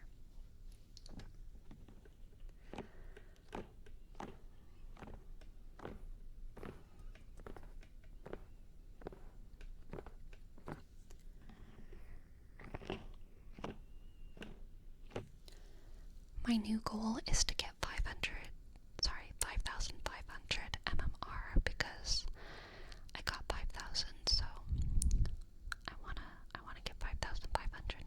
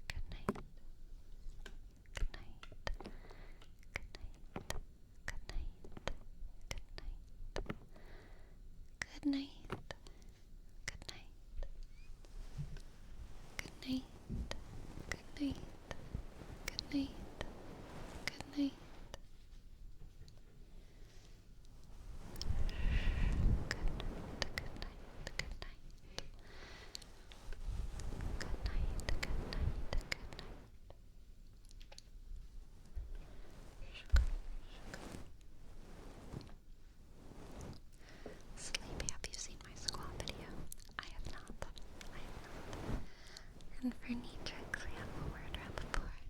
Little sharky, little sharky. Little sharky, little sharky, little sharky, little sharky. Little sharky, little sharky, little sharky, little sharky.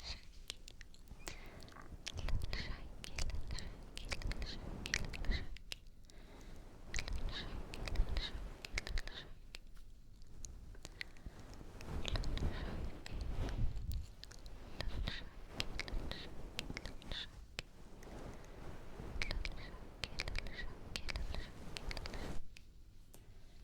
Aw, Kamara. Thank you. I'm glad you're enjoying. I'm glad you're enjoying my normal person. Thank you. Little sharky, little sharky, little sharky, little sharky, little sharky.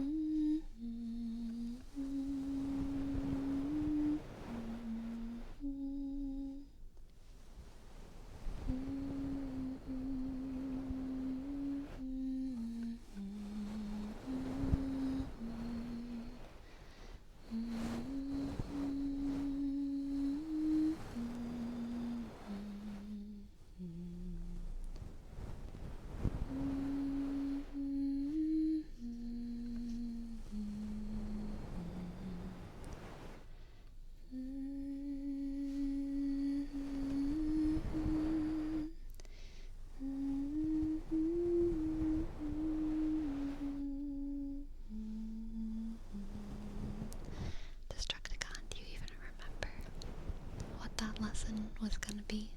Do you even remember what that lesson was gonna be?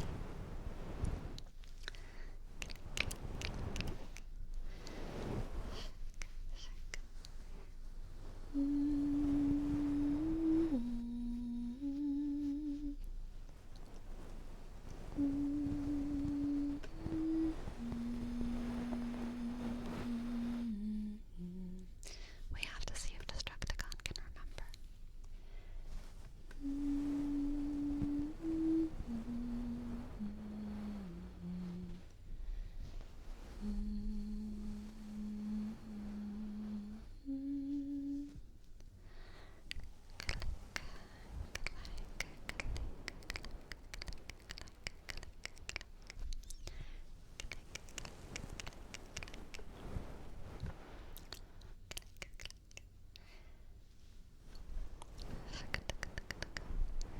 The copula. Why do I feel like you just looked at the old banners for the ghouls? Absolutely cheating. I agree, Jerome. The Old English copula. The Old English copula. Copula, copula, copula.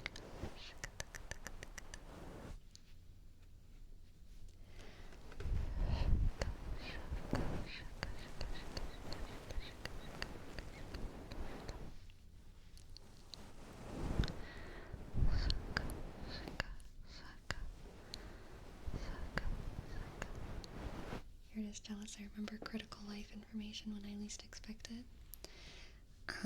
Why would I be jealous of a cheater?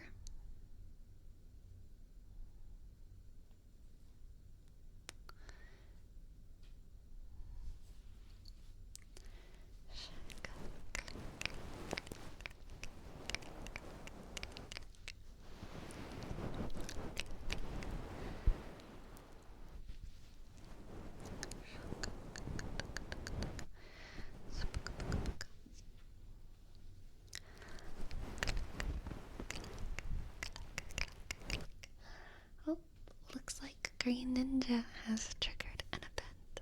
Green Ninja has triggered an event. Okay, class. I have a very important question for you all. I have a very important question for you all. If you answer it correctly, you'll win back scratches for the entire class, okay? So please try your best to answer correctly. Here's your question. What is the capital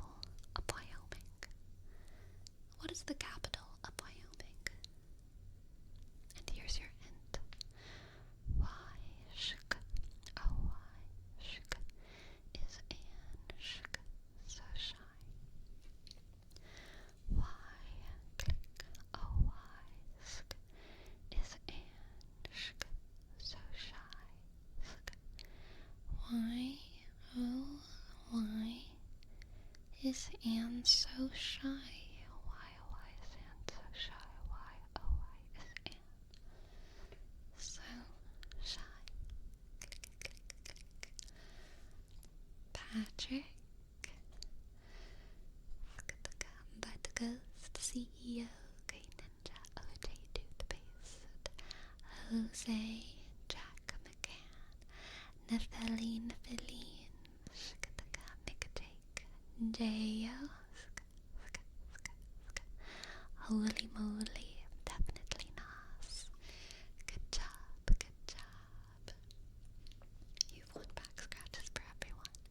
Scratch, scratch, scratch, scratch. Scratch, scratch, scratch.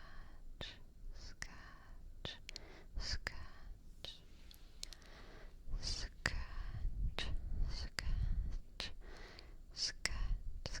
scratch, scratch, scratch. Scratch, scratch, scratch, scratch, scratch, scratch, scratch, scratch,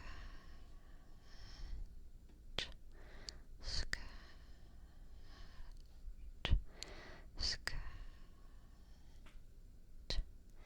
Good job, good job, good job, good job.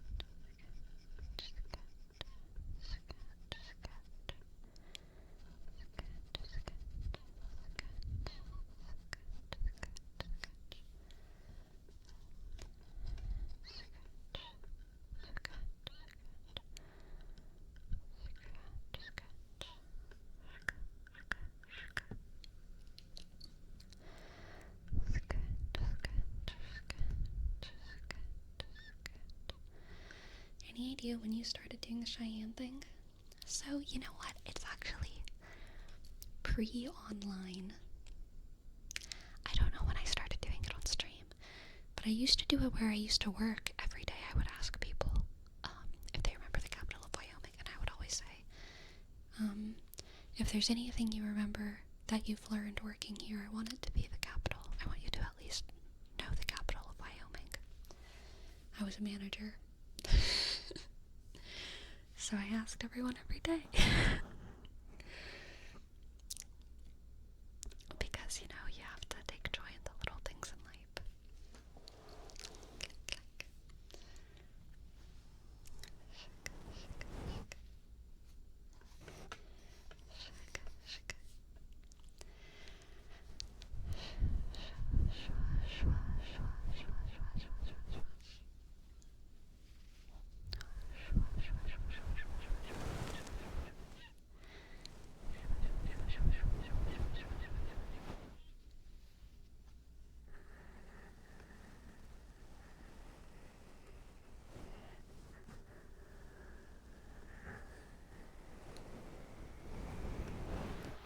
That's pretty crazy for anything's possible. Anything's possible.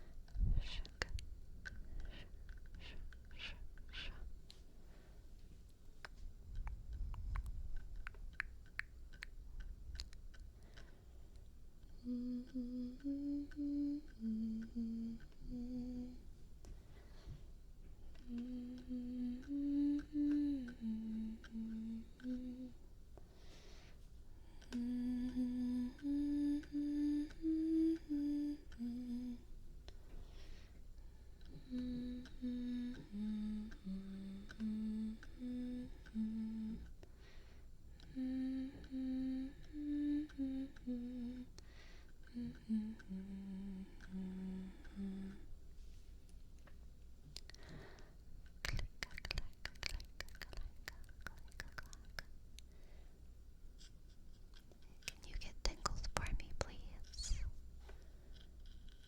Can you get tingles for me, please? Please, please.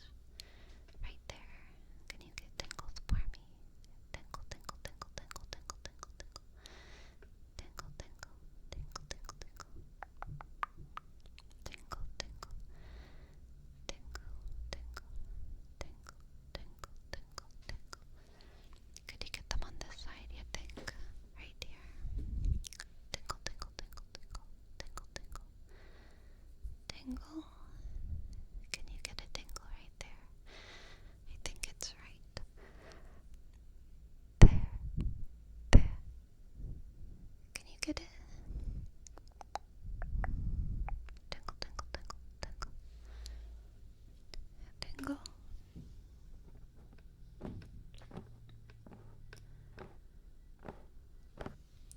Tingle, tingle, tingle. Tingle, tingle, tingle, tingle. Get tingles. Now. Get tingles, okay? Get tingles right there. Stop. Don't get tingles. Don't get tingles until my fingers touch the edge of the frame, okay? No tingles until my fingers touch the edge of the frame. Don't get tingles. Don't get tingles. Tingles, tingles, tingles, tingles, tingles, tingles. Tingles, tingles, tingles, tingles, tingles. No tingles, no tingles, no tingles. Not until my fingers touch the edge of the frame, okay? Do not get tingles until right now. Tingles, tingles, tingles, tingles, tingles, tingles, tingles, tingles, tingles, tingles, tingles, tingles, tingles, tingles, tingles, tingles.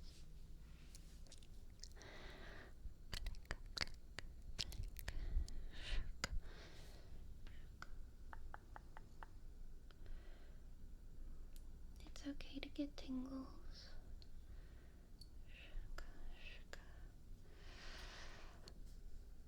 It's okay to get tingles, right? You can get tingles.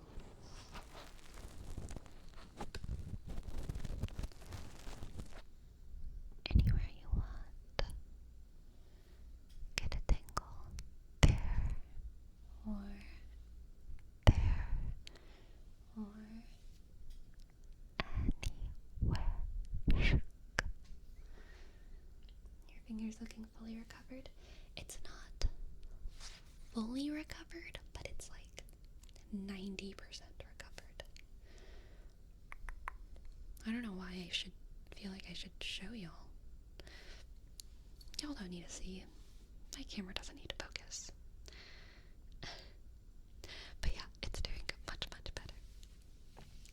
For Appa Papa, we have a word up for sleepy, sleepy, sleepy, sleepy. Shush, shush, shush, shush, shush.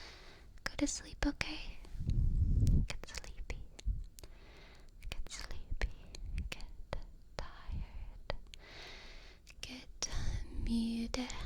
Müde. How do you say... No, never mind. somniolenta. Get somniolenta. Get sleepy. Get müde, müde, müde.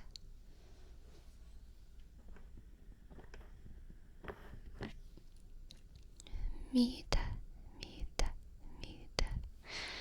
Sleepy, sleepy, sleepy, sleepy.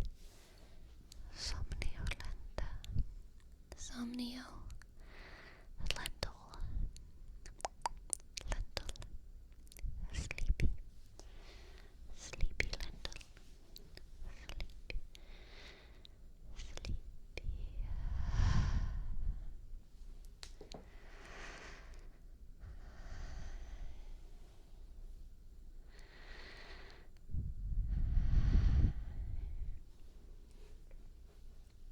Go to sleep.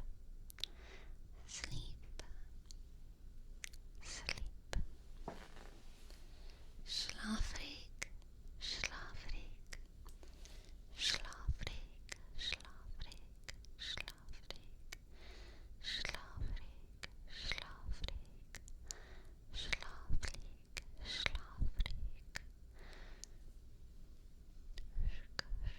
Schlafrig. Schlafrig. I thought müde was tired in German, but I guess schlafrig works too, because I know schlaf is sleep. Oh, I guess it's the difference between tired and sleepy. That makes sense. That makes sense. Schlafrig. Schlafrig. How do you say, sleepy in Francois? Francois. Francois. Francois. Mon ami. Mon ami. Sleepy. Sleepy. Sleepy. Sleepy. Sleepy. Fatigue. Fatigue. How do you say it? Do you just say fatigue? Fatigue. Fatigue. I have no idea how to say that. Fatigue. Fatigue. Fatigue. Fatigue. Fatigue. Fatigue. Fatigue. Fatigue. Fatigue. Fatigue. Fatigue. Fatigue. Click, click, click.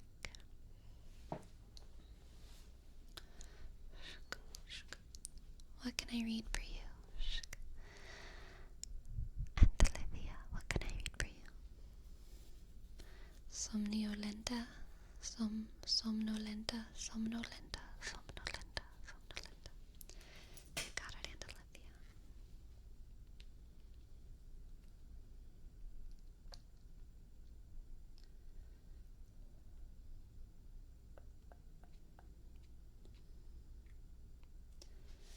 The Outsider by A Perfect Circle. Help me if you can. It's just that this is not the way I'm wired. So could you please help me understand why you've given in to all these reckless, dark desires? You're lying to yourself again. Suicidal imbecile, think about it. You're pounding on a fault line. What it'll take to get through to you. Precious over this.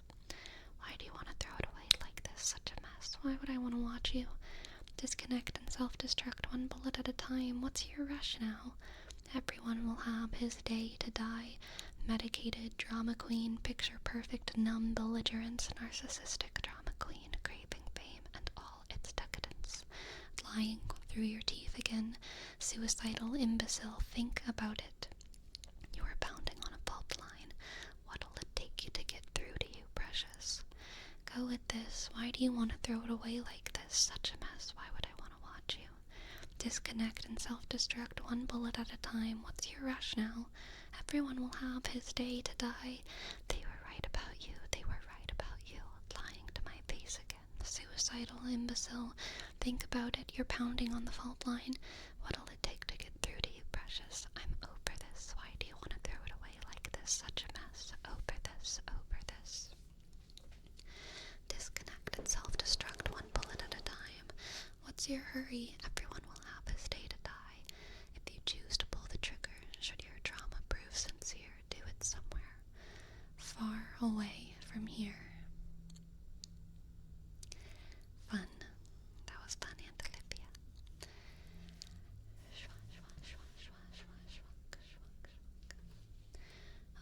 friends, I am going to go on a quick 5-minute break, and then come back for more tingles,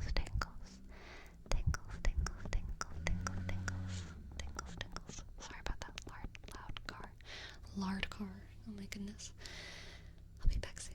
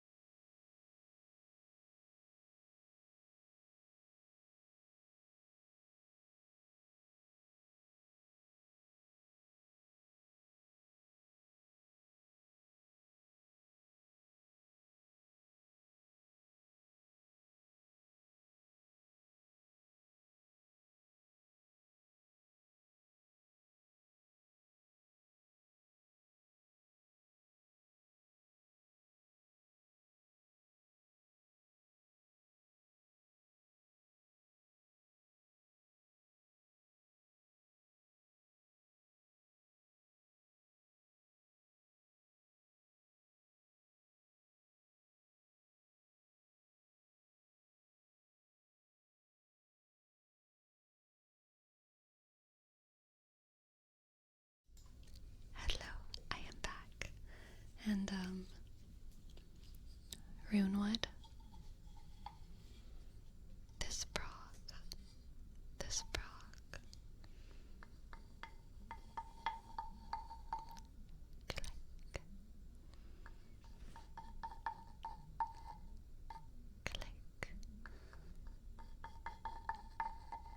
Click.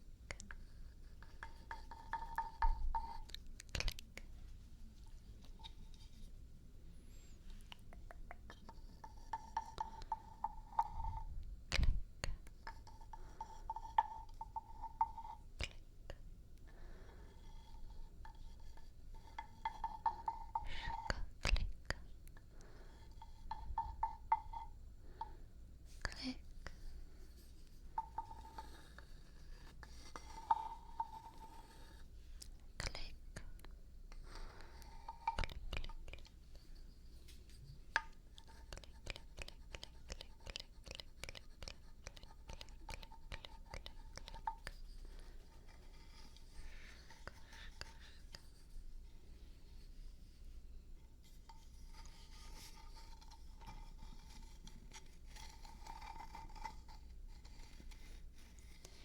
Rolling my R's in that one video a while back that you mentioned the frog noise.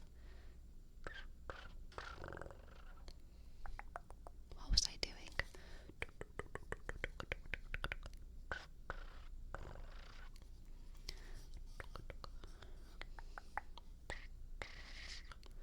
Was I actually rolling my R's like that?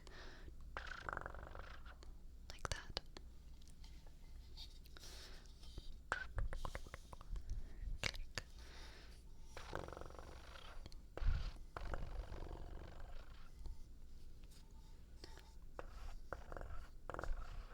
It's very hard to roll my R's quietly because it takes air to blow, like to do it.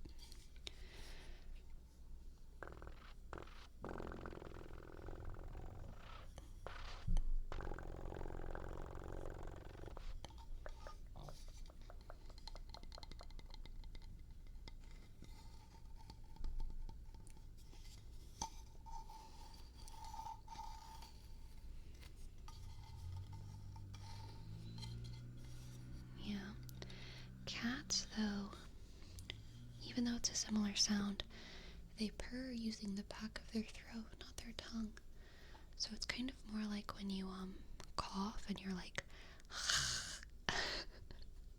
that's more like what an actual cat purr is.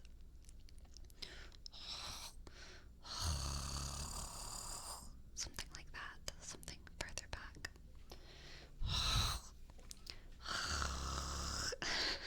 But it's a little bit weird. It's a little bit weird.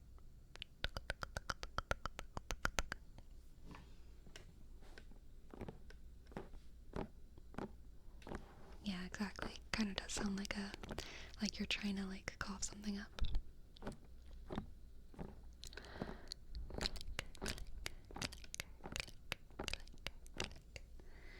Click, click,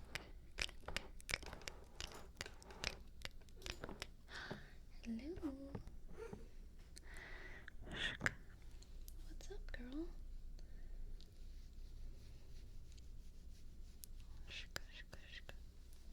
Alright, so we have a 3-card tarot read for Green Ninja, Green Ninja, Green Ninja.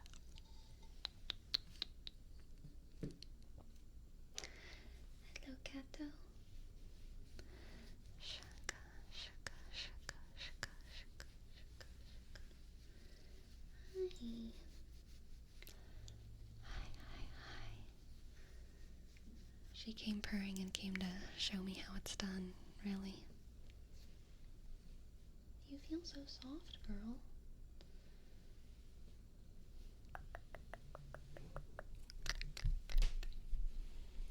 Alright. What do the cards have? What do the cards have? For Green Ninja, Green Ninja, Green Ninja. What do the cards have? For Green Ninja, Green Ninja, Green Ninja, Green Ninja, Green Ninja. We have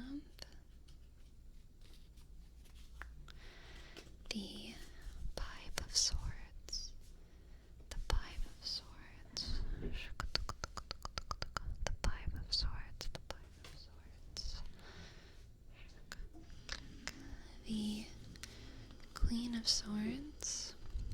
The Queen of Swords. The Queen of Swords.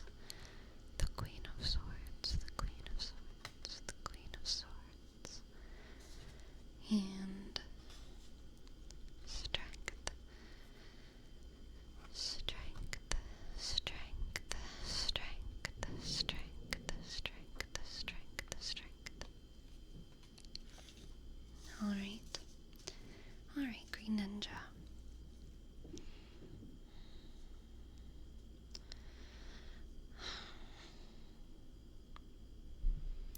I think there's a situation that you have authority and control over, and it's heavy and stressful. It's like heavy and stressful.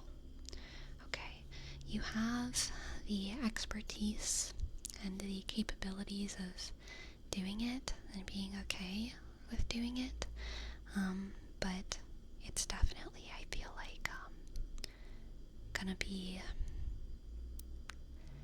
a hit to your bliss, you know, and a hit to your joy, a hit to your bliss, a hit to your joy. This Five of Swords is all about wrestling control, and then the strength in the Queen of Swords is good judgment, capability, good judgment, being highly capable, being wise, and also, to an extent, I would say,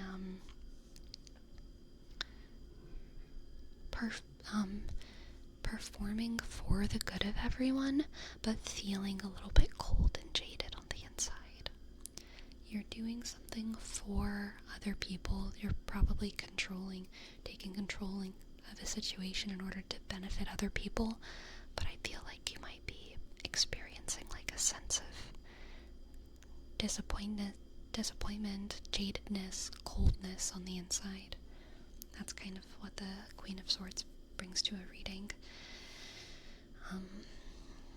Yeah. So, I feel like really what this reading is letting you know is that you have everything that you need to handle this, and also that it will pass. It will pass. But I think that whatever this is, it's kind of necessary. It's kind of necessary for you to just do this kind of frustrating task, take control of this situation, even though it's annoying. Let me think of something that could be an example.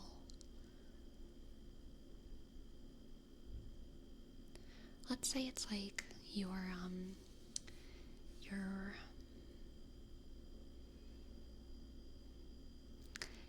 there's a family business, and it's like a mom and pop shop sort of thing, and it's not your love, it's not your hobby. You have another job, you love this other job, but dad gets sick and someone needs to take care of the shop, and it's for like 2 months while they're in bed rest with a broken leg or something. And you run the shop better than he could because you're younger than him, and you're damn good at what you do. But boy, is it like not really what you want. But to make it even worse, your dad doesn't want you running it every single day. He tries to struggle out of bed and says, son, I know this isn't what you want to do. I can do this today. And this is you having to kind of begrudgingly wrestle him for that control and be like, Dad, stay in bed. Please stay in bed. This is not what I want to do, but I will do it for the next couple weeks, That's kind of the vibe.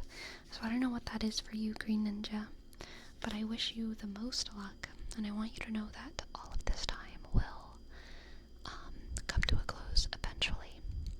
I think this is work related. We have to log almost everything we're doing to the minute, and I'm feeling stressed about how over detailed it is. Oh yeah, totally, that makes sense. I remember I used to feel like that about some stuff too. But you've got this, okay? You know the details. You can do it. at this job, but this is some BS. Yeah, what a vibe. What a vibe. What a relatable statement.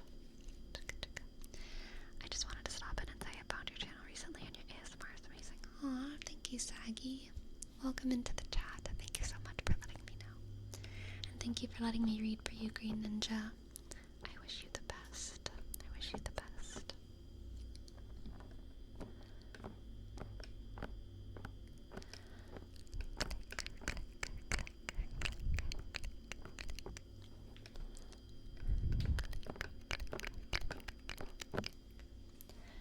Alright.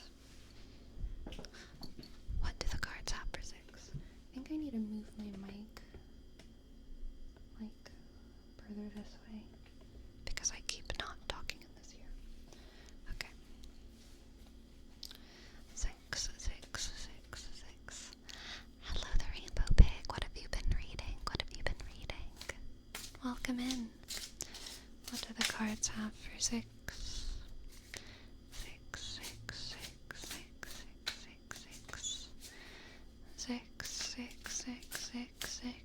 6. We have 2 jumpers. 2 jumpers. You're reading Throne of Glass. Oh my god. Oh my god. What book are you on? Are you on Throne of Glass, the first book?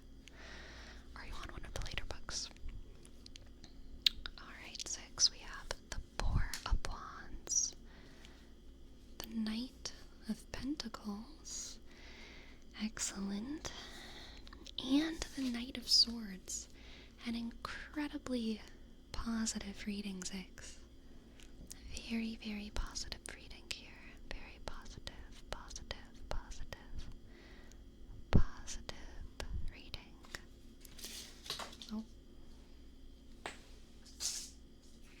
Another card wanted to jump out for you. The Ten of Swords. Not the most positive card. Interesting. What is this saying?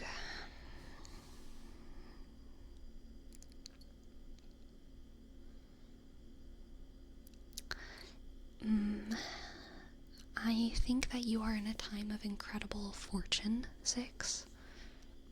And basically, don't waste it. Don't take it for granted. And honestly, I kind of get the feeling that it's like I'm feeling like I need to tell you to, like, make sure to save, you know? Make sure to save a little bit. Make sure to save a little bit. I think this Four of Wands, Four of Wands is all about, like, luck. I always think of the Room of Requirement in Harry Potter. When I think of the Four of Wands, whatever you need, it's right there. Whatever you need, it's right there. And it's serendipitous. The Knight of Swords is quick-paced, exciting, so it kind of gives me the feeling that whatever luck you have, you're using it in ways that are both productive and fun, that feed your ego in, like, a healthy way. And then the Knight of Pentacles is all about being prepared and slow-moving and staying the course as you should. This Ten of Swords is I don't think it's associated with any kind of, like, failure on your part. In fact, because of these 2 cards, and because we don't have something like the Fool or the Knight of Wands, we have Pentacles and Swords. I'm getting the feeling that you are using this prosperity wisely, and like you should, and if anything, this Ten of Swords is just letting you know that you're doing the right thing, that you're on the right path, because this prosperity will come to a close eventually. But you are well prepared. You have been preparing. You have been using your prosperity wisely. You should still enjoy it while you have it. Keep enjoying it while you have it. Keep enjoying it while you have it. You're doing a great job, 6. Great job. You're doing a great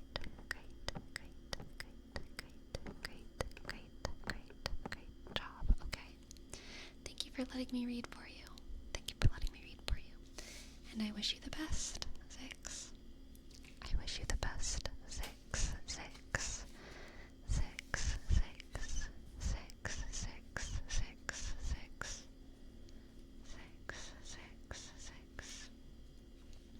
Thanks for the tarot, pretty accurate. You're welcome. You're on Air of Fire. Exciting. Rainbow Pig. Air of Fire, that's when we meet Rowan, right? I believe that's when we meet Rowan.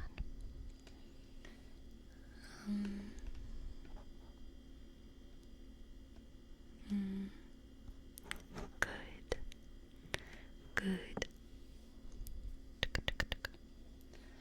Okay, Noxel, let's see what the cards have for you. Let's see what the cards have for Noxel.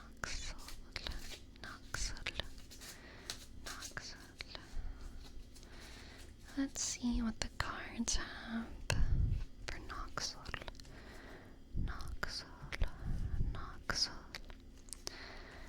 The High Priestess, the World,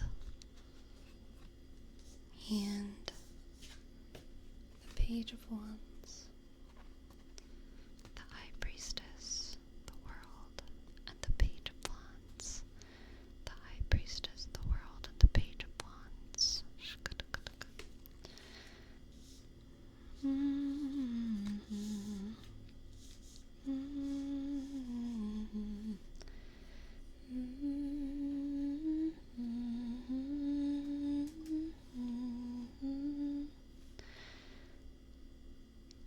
What a nice reading, Noxel. Let your dreams inspire you. Let your dreams inspire you.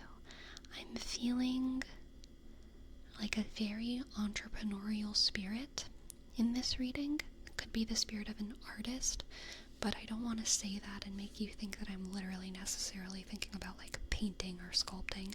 It could be any kind of creative endeavor. There's lots of scientists who I know who I consider creatives, right? Because they're very creative when it comes to their research and their writing and all of these things. So when I say entrepreneurial spirit, I'm really just trying to say creative in a way that doesn't, so sorry, I keep messing with my bangs. There's like this one long hair that's annoying me, getting in my eyes. I'm just trying to say creative in a way that doesn't make you feel like confined to like art, traditional art. But the High Priestess is like the realm of ideas, dreams, and premonition even. Premonition. The High Priestess in this reading is, I think, definitely talking about like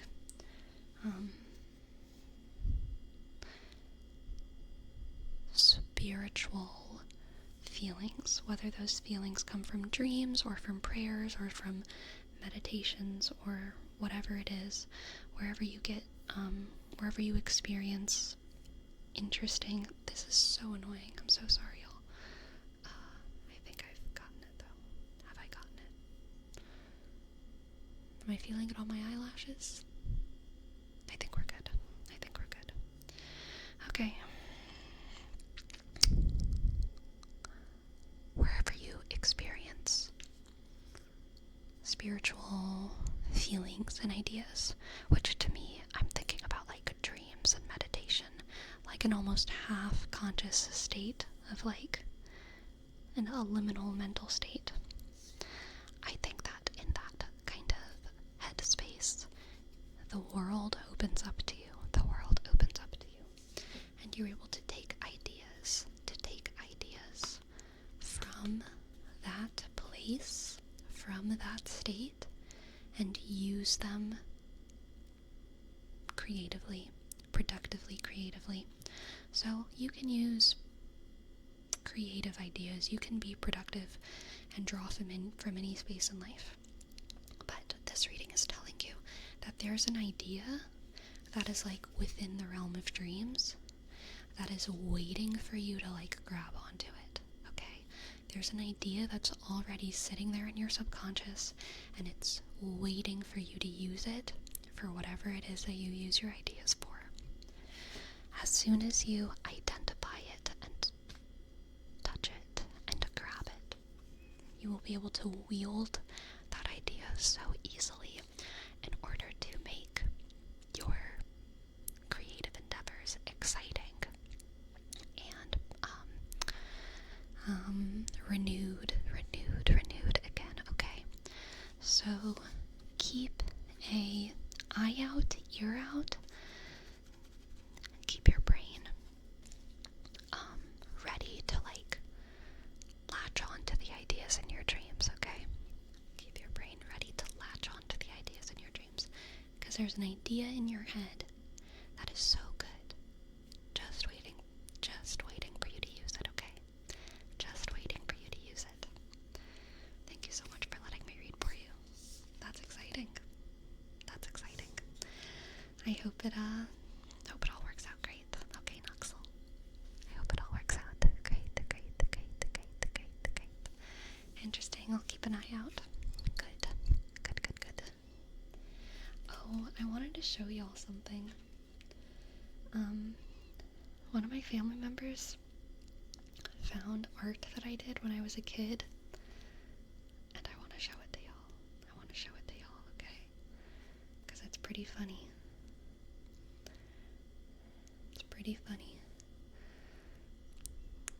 I don't know how much y'all can see all kinds of things, can't you? There's my camera. It's a baby rhinoceros and a snail on a slide. I wish I could say my skills have gotten much better since then.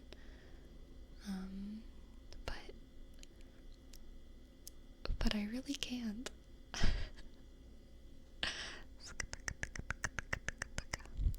Biblically accurate baby rhino. So true. So true.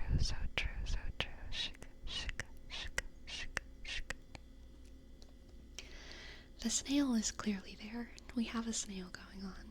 I agree.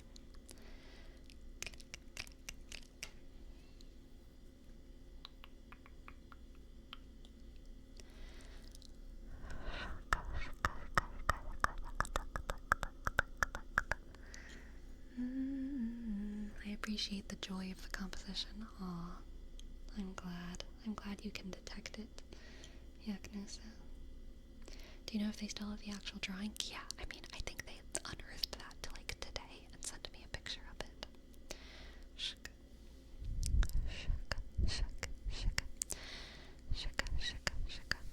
I feel like a adaptation of Throne of Glass, it could work, but I feel like I'm so jaded. I'm okay with it just being a book series. But I mean, yeah, if there's an adaptation, I'd be super hyped for it. No doubt. I still am very back and forth on Rowan. I know I acknowledged Rowan's presence in Air of Fire, in a way characterized by Destructicon as sus, but sometimes I really like Rowan, and sometimes I'm like, Rowan, come on. But to be fair, Selena is like also a piece of work. She is a piece of work, and I have a feeling that if she were not the protagonist, I would be pretty darn annoyed by her too. Which is honestly great about Sarah J. Maas's writing. She's really good at writing sympathetic assholes. Everyone is like a sympathetic asshole, especially in Throne of Glass and in A Court of Thorns and Roses. There's more like purely good characters, I think. There's a couple characters that are like just actually very, very good. Whereas in Throne of Glass, there's almost no one who slides on into heaven super easily. You know what I mean?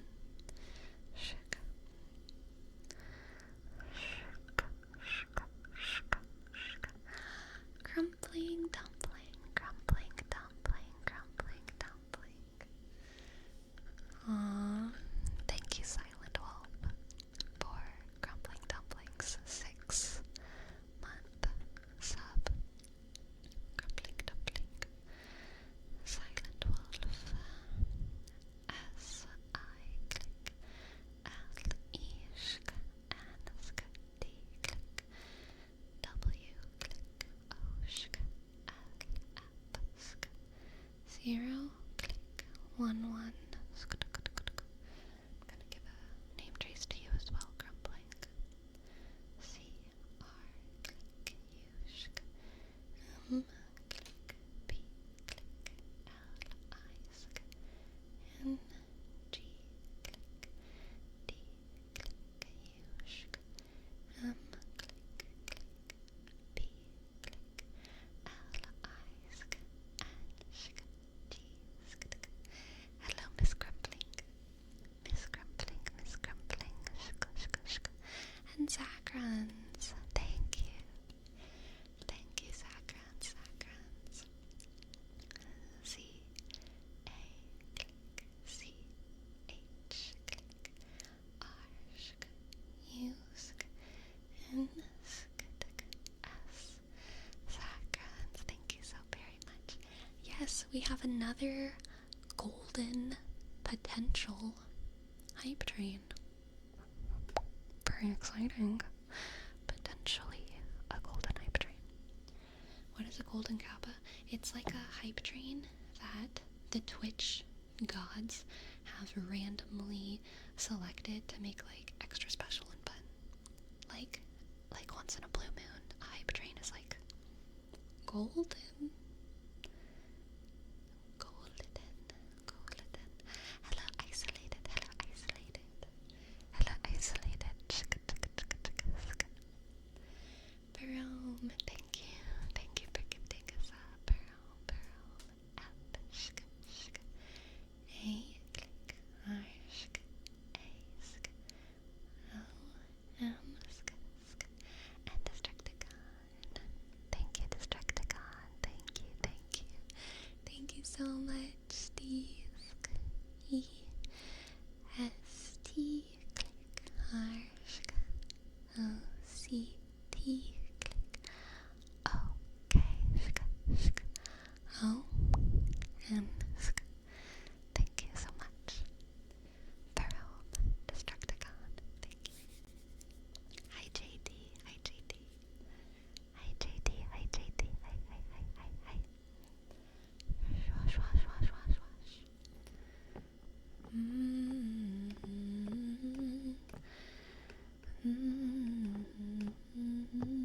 We have the golden kappa train. We are golden, my friends. You are golden. Stay gold, okay? Stay gold, stay gold. Keep that gold in your hearts, on your minds. Keep that gold alive. Hi, Sanchope.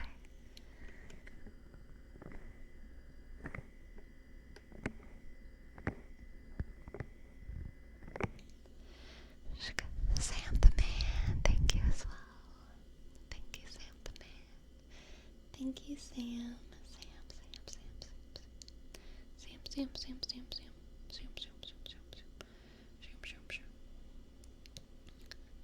S A click M sk D click H sk E click M click A sk N click K sk O sk H click A sk N click. Thank you so much, Sam the man. And Mad Dog Weed, thank you as well. Thank you so much for your prime. Thank you so much for your prime. Prime. Thank you, Mad Dog. And Batsy, oh my goodness, y'all, what are you doing? Thank you so much, my friends.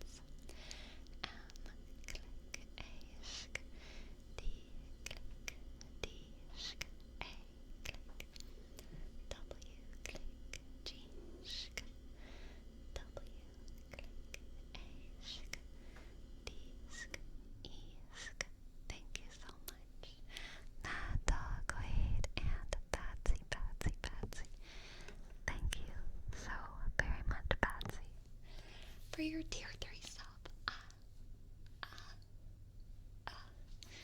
I appreciate your tier 3 sub so much, Patsy. Thank you, thank you. B, click, click, A, shk. D, click, C, E, shk. E, shk. Thank you, Patsy. Thank you, Patsy, Patsy, Patsy. Oh, the rainbow pig. She's important. She sticks around.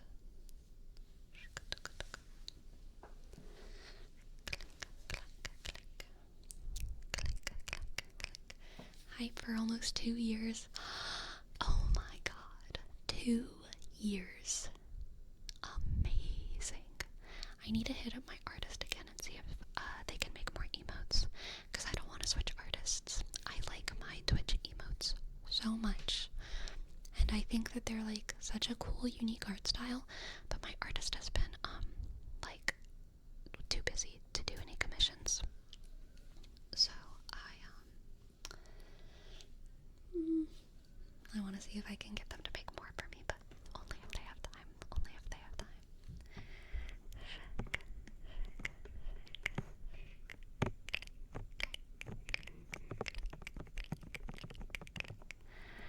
1 year, 11 months, 25 days, 1 hour. Amazing. Amazing. Wow.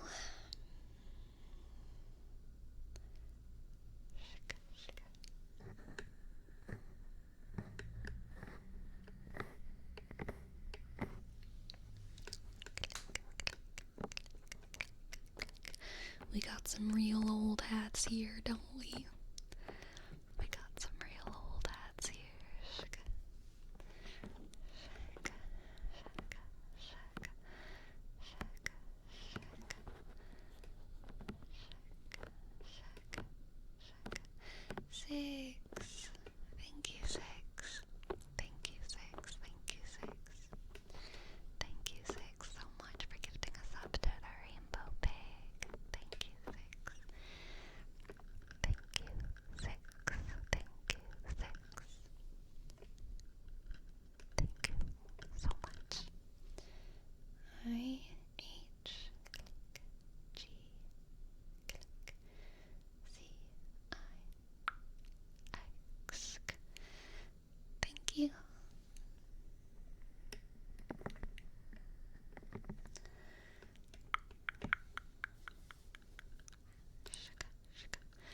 Wait, I thought we were here on the first stream together, Destructicon.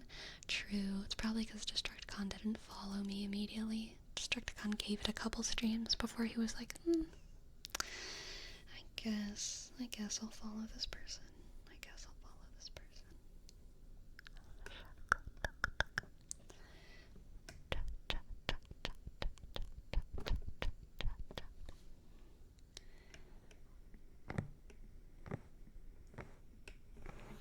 Hello Houdini, welcome to the chat. Hello Houdini, hello. Hide the Lancer, hide the Lancer, hide the Lancer. I'll bet Twitch still thinks I haven't watched any Sleepy. Oh my goodness. Showing your true colors. You're not even watching. You're literally not even paying attention to me right now. Isolated, what the heck? If you're gonna talk to me, you might as well, like, pay attention. Pay attention. Pay attention. Pay attention. Pay attention. Pay attention. Pay attention. Pay attention. Alright. Let's see what the cards have. Let's see what the cards have for grumbling, grumbling, grumbling, grumbling, grumbling. He just has chat popped out and stream muted and minimized. Honestly, so true, Colton. That is definitely what's happening.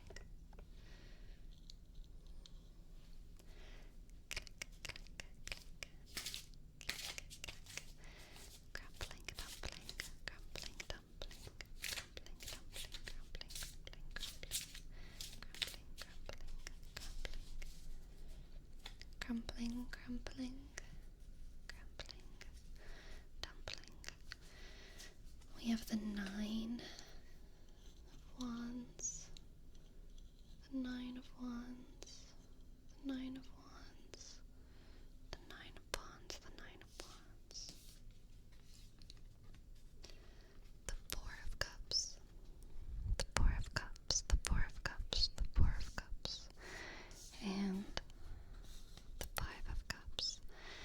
Oh, crumpling. Crumpling, crumpling, crumpling, crumpling. This is kind of sad.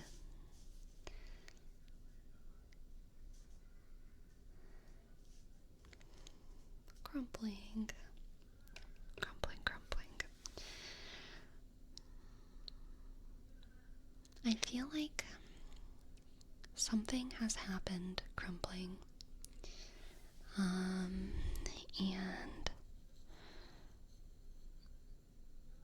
it was like so scary and so sad that you feel like you don't know how to, not that you don't know, that you don't even really want to get up and start again, if that makes sense. I think something happened that was so sad that you're having a hard time finding the willpower to try again. Because not only are you still sad about it, but I think you're also scared that the sad thing can happen again. You know? There's two sides of that. One, you're still hurt. Two, you're afraid you're gonna hurt yourself again. And so you don't even know how or if you should go on. But crumpling dumpling, let me tell you something. You've got two strong legs. You're smart and you're kind and you're interesting and you're creative and you're funny.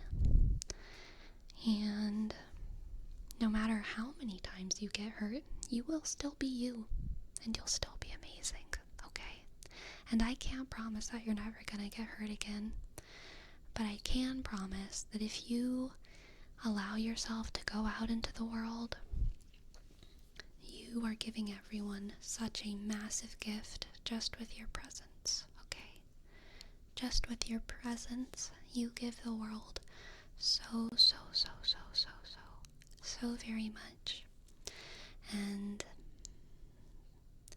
sometimes whenever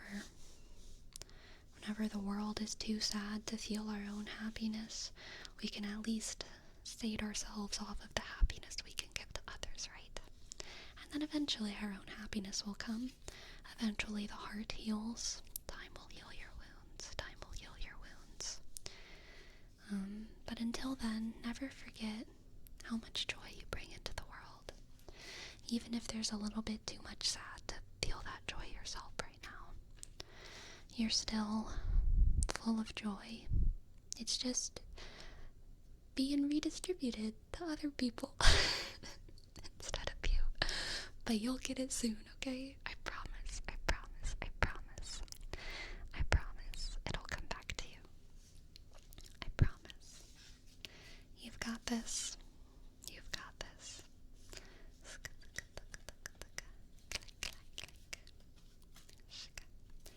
Thank you for letting me read for you.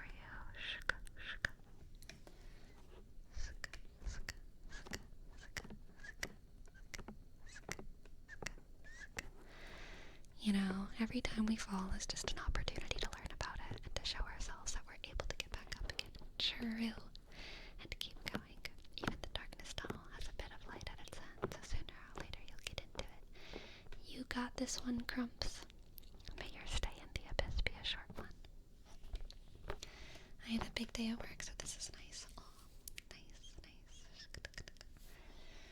Thank you for your lurk, Isolated. As if you're not always just lurking. As if you're not always just a lurker, lurker, lurker, lurker, lurker, lurker. Lurker, lurker. Alright. We have another 3-card tarot reading for Davis, Davis, Davis. Davis, Davis, Davis, Davis, Davis, Davis. Davis, Davis, Davis, Davis, Davis. Davis, Davis, Davis. What do the cards have for Davis? We have the Page of Cups, Strength.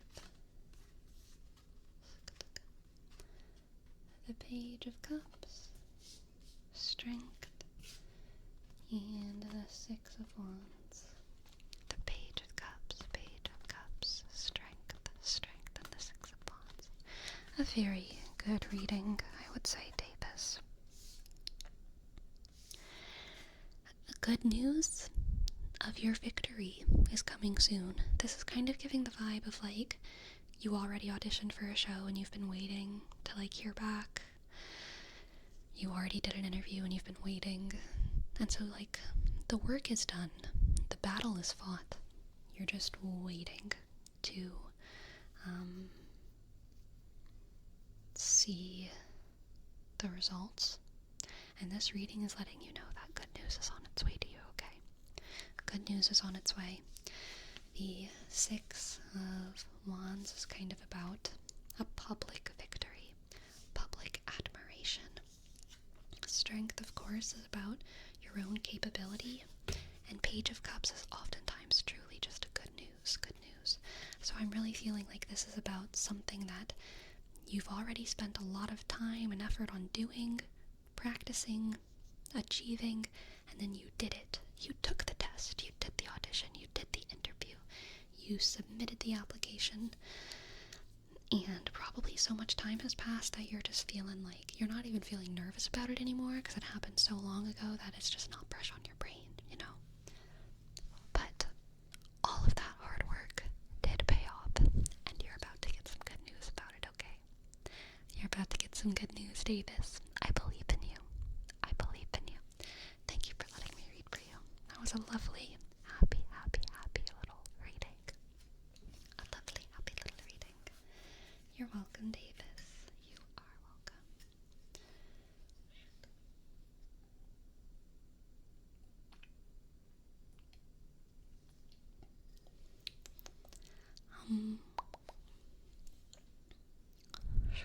My insomnia is acting up a lot. I'm so sorry, Maj. I'm so sorry that your insomnia is acting up.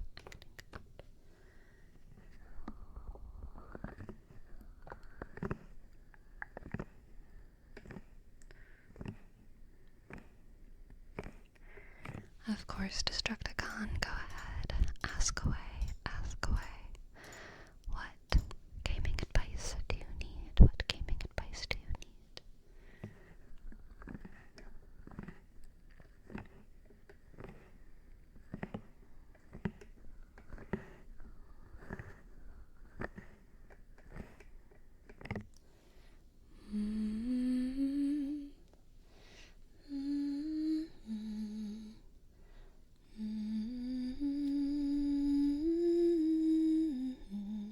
Wasn't I trying to think of the the Shrek song like last week or something?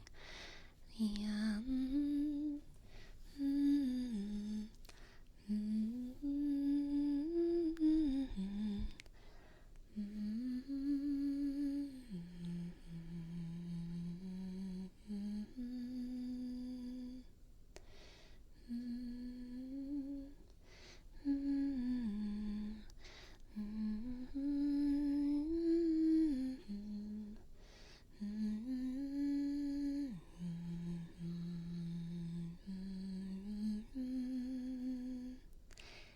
Hey now, you're a rock star, get your game on, go play.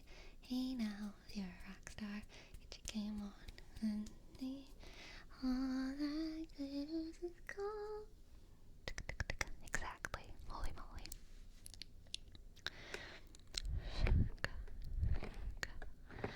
I streamed for 2 hours trying to install a mod for my Sega Saturn and couldn't figure out why it wasn't working and realized the HDMI cable wasn't plugged in the whole time, and poor Destructicon had to sit through it. Oh no. I'm so sorry to Destructicon. So sorry you had to sit through Sinchobe not being focused enough. That must have really been so hard for you, Destructicon. I'm so sorry. I'm so sorry, Destructicon. It's okay. It's okay, Destructicon. Sinchobe's next stream might be better. Sinchobe's next stream might be better, so just stick with it. I promise. I promise it'll get better.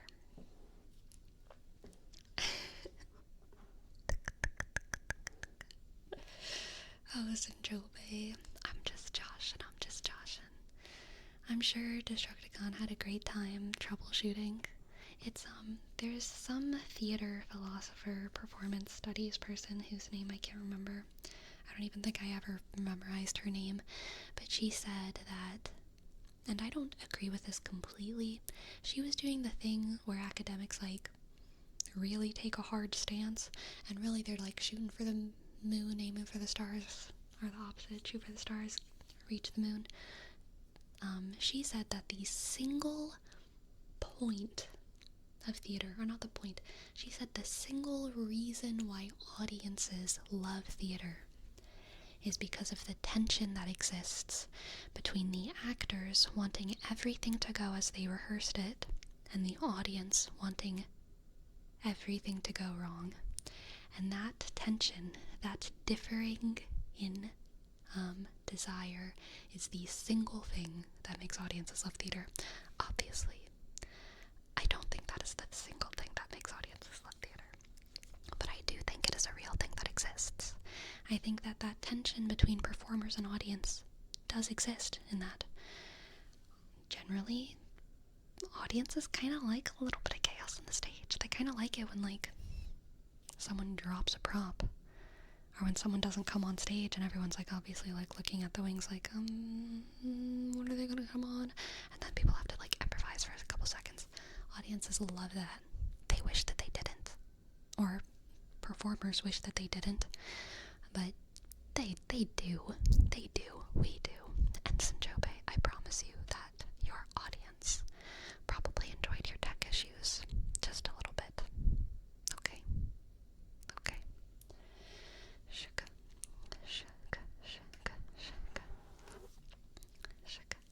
I've never once thought these guys will mess up. I hope they mess up. Me either. I'm never like hoping that they mess up. But when there is a mess up, it doesn't make me enjoy the performance less. If anything, it makes me enjoy the performance more, or the same amount. You know what I mean? I'm definitely never going to the theater and hoping for things to go wrong. And this theater writer wasn't really saying that she thought audiences did either. She was trying to illuminate things that she thought was going on in people's like subconscious natures. Exactly, Dominix. But like what that theater writer didn't account for is that there are some chaotic minded theater people who similarly, every time I perform in a show, I want things to go exactly as I rehearsed it. But even when I'm in a show, if things go wrong, I get a little excited. It does not make me sad. It does not make me angry. In the moment, when things go wrong, I'm just like, ooh, an opportunity to improvise, an opportunity for this show to be the only time in history that this story is told. Because never will this story be told again, where that actor dropped the most important prop of the show and then it broke.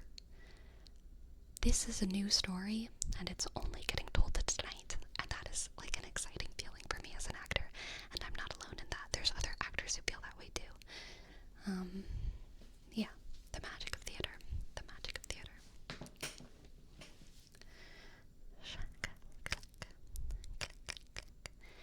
Did you ever watch that one video where the actor missed their cue and not open a door for like 20 seconds? I haven't watched that video, but I've been in that situation where I've been on stage waiting for someone to come in.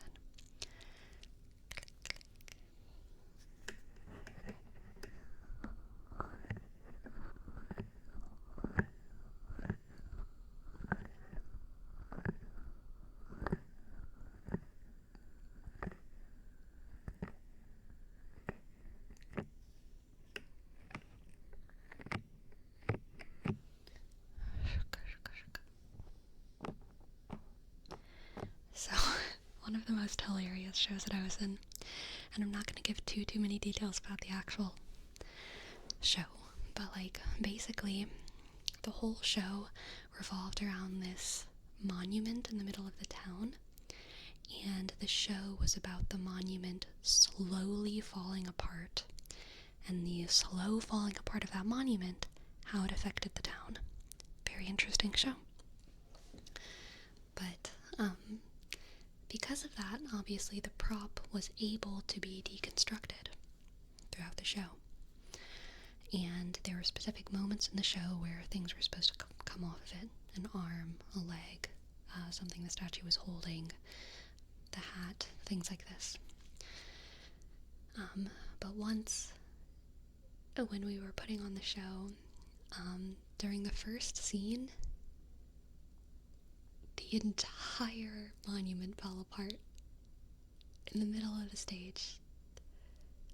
Everything, it was on the ground. And it was really funny because it completely ruined the premise of the show.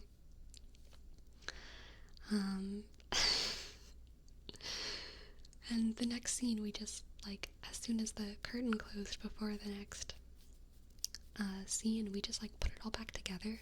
We couldn't really, like, there was no way that we could narratively fix that or justify it, so we just had to pretend it didn't happen, which is, like, the worst way to fix a problem. The best way to fix a problem on stage is to somehow wrap it into the plot, right? But sometimes that's impossible, like, in that moment. It was hilarious, though. Like, I still laugh about it.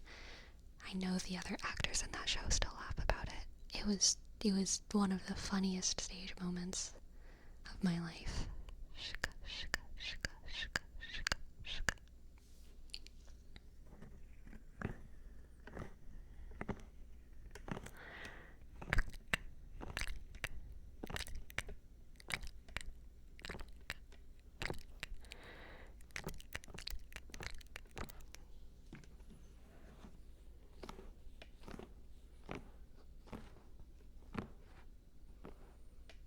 I do remember that story, Sanchope, when you played it so bad.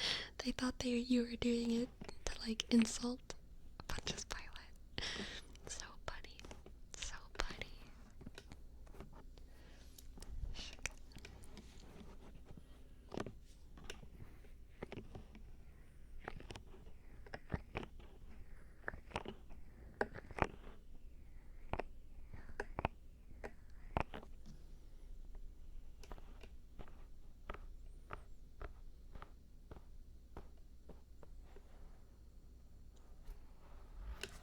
You know what I always thought was kind of weird? So for the non-Americans, I don't think they do this in other countries, but it might be more than America. I've always assumed it was just an American thing, but I could totally be wrong. But to honor fallen soldiers, there's like this trumpet solo that's played called taps, and it's like this very solemn solo horn piece that's played. It's really short, just to honor fallen soldiers, and it's very good and beautiful. And whenever you hear an army band person do it, it's honestly, like, the point isn't the technique of the song, because it's a very easy, simple song to play. It's like Mary Had a Little Lamb. No, there's no one who can't play this. And usually when an army person plays it, or an army band person plays it, it's very, it's played very straight. And it's kind of that soldier thing of, like, show no personality, show no emotion. I am a part of a larger whole, and it's played very, very straight, and it's solemn, and it brings tears to people's eyes. But I remember whenever I was in high school, on Veterans Day, the high school band did, like, a lot of music stuff. We did a lot of John Philip Sousa, and that was fun. I love John Philip Sousa. I don't care how unbased it is. It is slay, and no one can tell me otherwise. I love John Philip Sousa music. It just gets that heartbeat going just right. But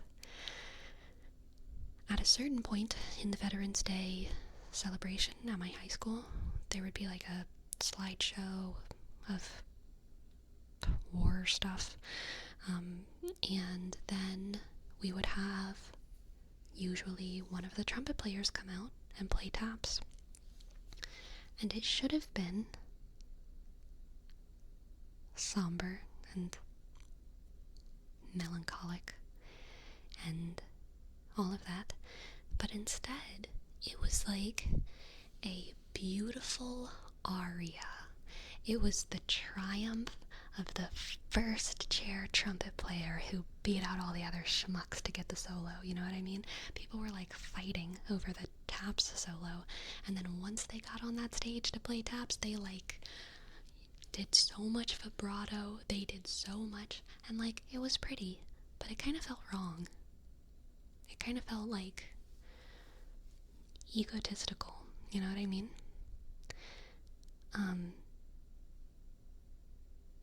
Which, it was always just weird. It was just weird.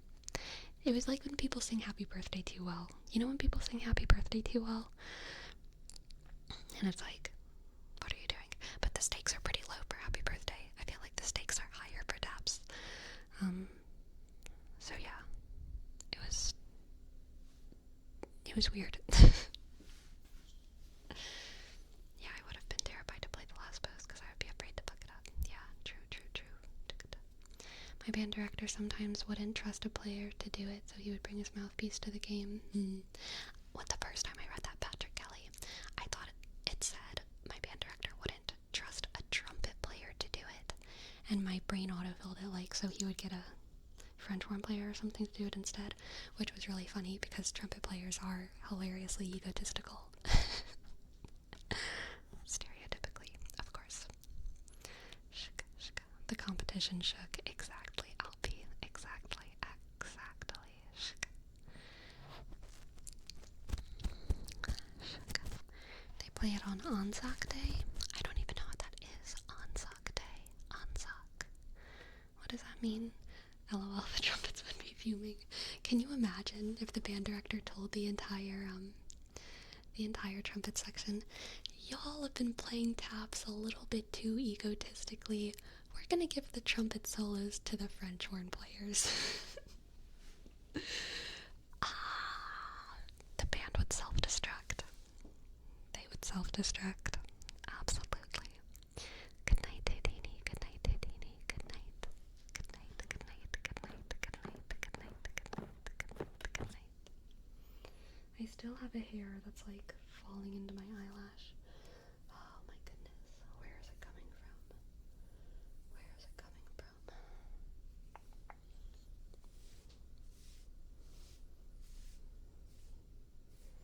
I like to think having a clarinet too would be the real low blow. Yeah, honestly, easy. Keep it in the same key. B flat clarinet, right? B flat trumpet. Easy peasy, easy peasy. Trumpet players can't handle that damage to their ego. True.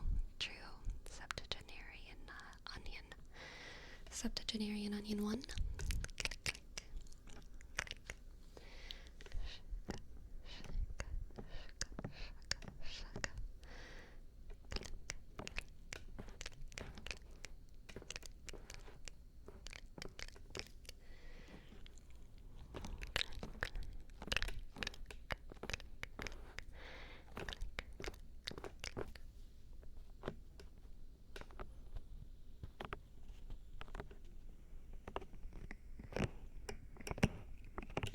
Also very true, CEO.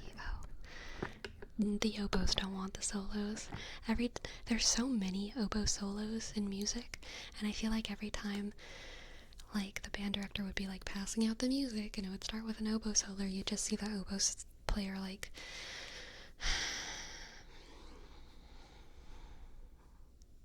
you know what I mean? Whereas like when you pass out those same sheets to like the trumpet players and there's a trumpet solo, they're like, oh, I'm gonna try a different version. You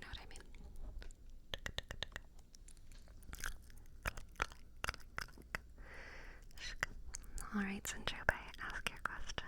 Ask your question. Anzac is Australia, New Zealand Army Corps. Gotcha. Wait a minute.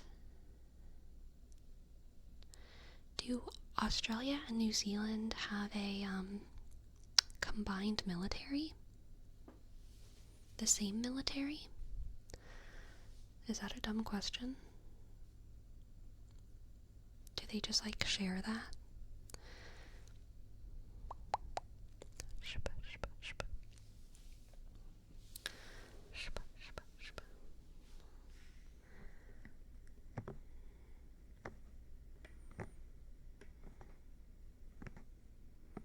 We do. We do not. It's an alliance. Okay. Gotcha. That makes sense. That makes more sense.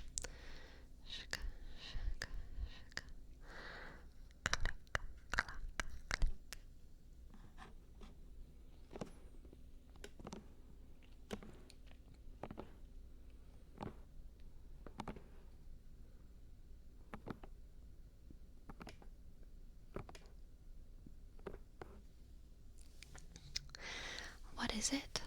I don't know.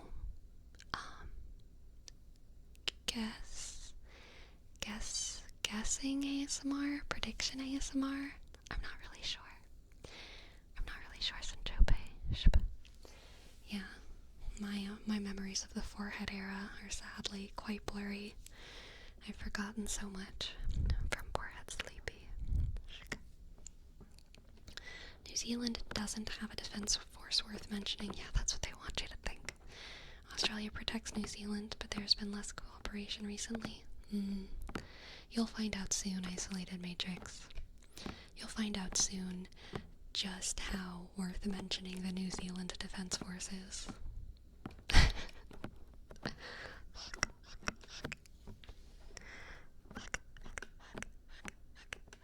Maybe I shouldn't make jokes about that. I don't know how sensitive of an issue it is. I'm just throwing shit out there.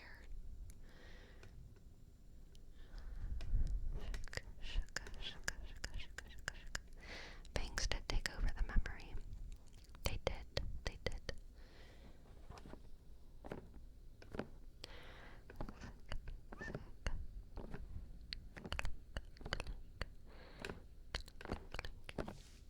Maybe once I have a military yourself, you can talk trash. Would all of you fight for me? Would you don my armor and fight? What's our goal? I don't know yet. I'll figure that out when there's an enemy.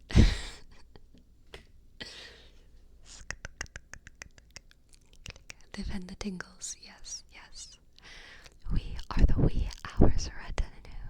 The wee hours retinue. We keep watch over the tingles and pray for their arrival.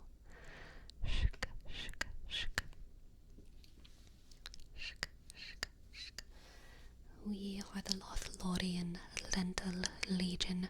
We are Michael.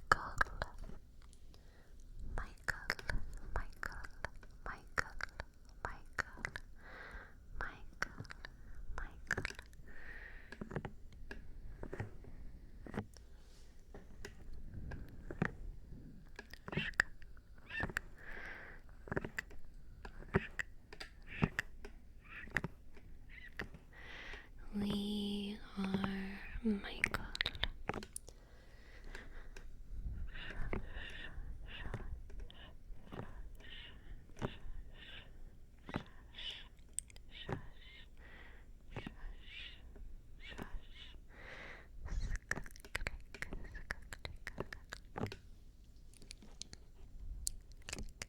You can absolutely be the cook, crumbling dumpling. You can absolutely be the cook.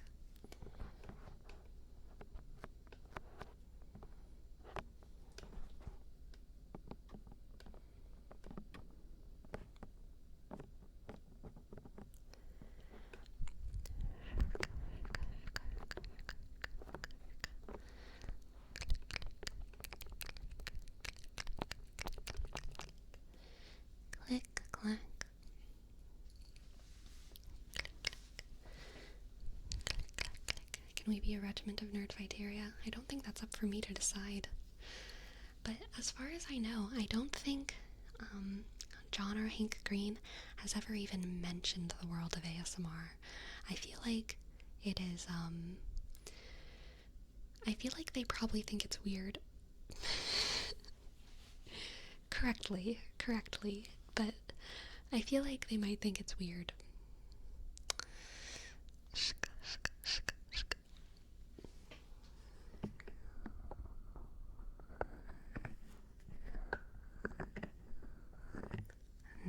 No war against John and Hank. No. Hank has mentioned ASMR? Oh god, what did he say?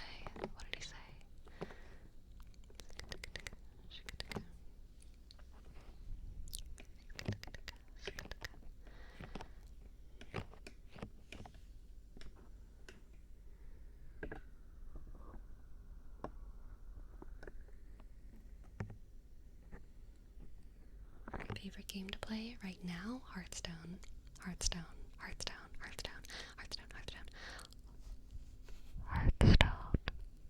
Battlegrounds, specifically.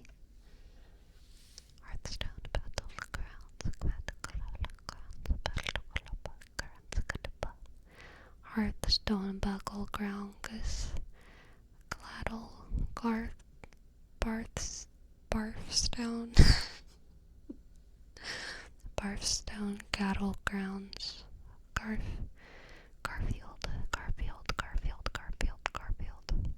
Garfield.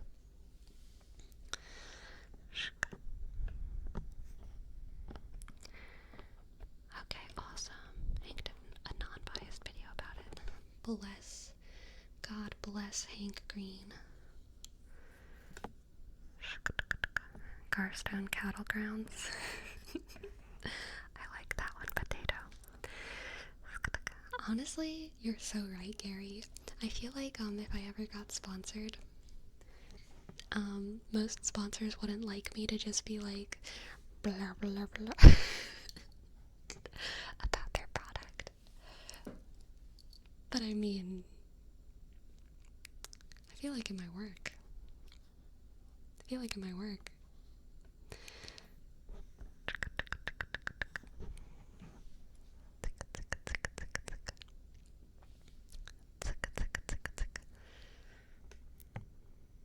You sure can. You can, Sinjobe, but only if you focus. Michael, pay attention.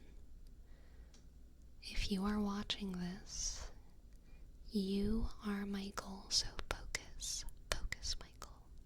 Focus on this and focus on Michael. Focus on Michael.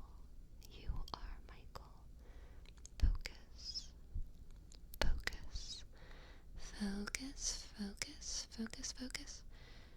You are Michael, so focus on being Michael, nothing more and nothing less than Michael. You are Michael. Focus, Michael. Focus, Michael.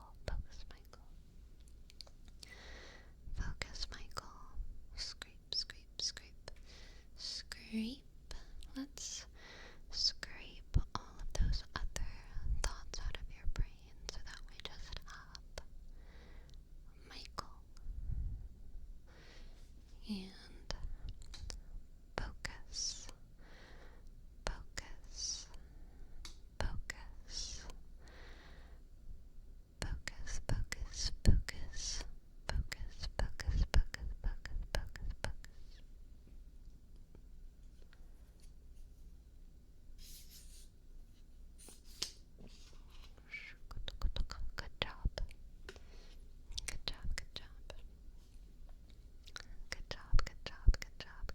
Good job. Oh no, high and flighty. We cannot do the entire bit because it is a once per night event that has already been triggered, but I can just do some Cheyenne. Why, oh, why is Anne so shy? Why, oh, why is Anne so shy? Why, oh, why is Anne so shy?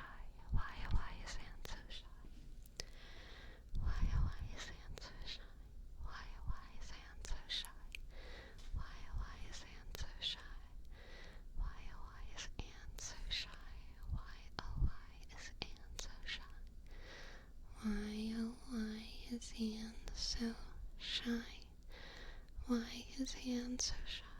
Why is Anne so shy? Why is Anne so shy? Why is Anne so shy?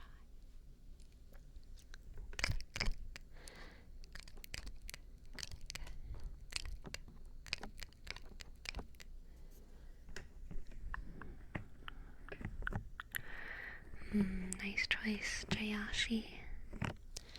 Requiem. Requiem, Requiem, Requiem. Verome?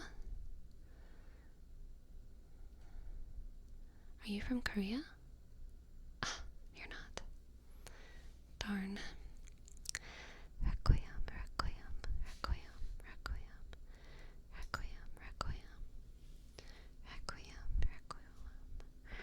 Da-da-dun.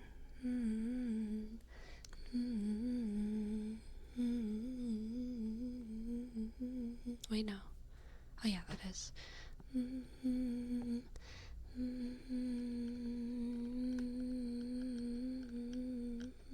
Requiem,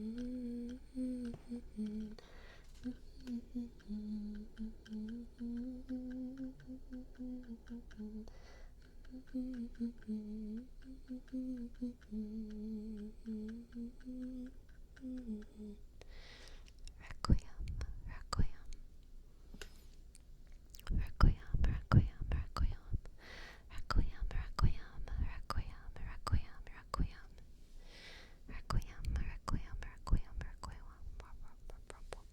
Requiem.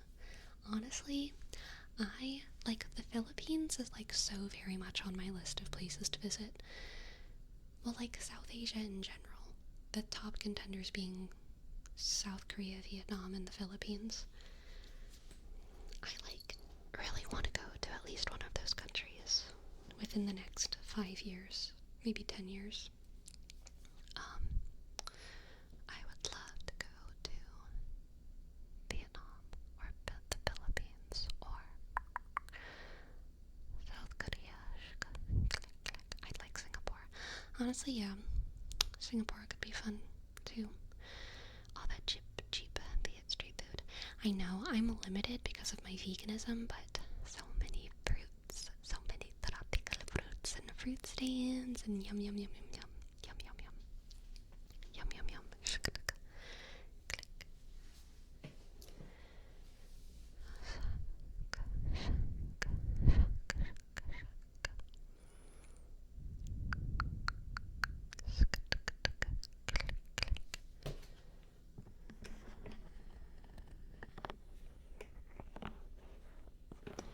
Don't tell your family that you're Vietnamese. Okay, I won't tell them. Don't worry, Sinchope. I won't tell your family that you're Vietnamese. Your secret is safe with us.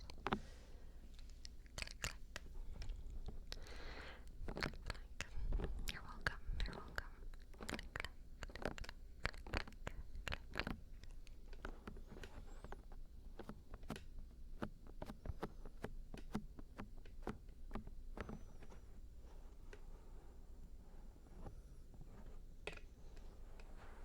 Or the bird thing.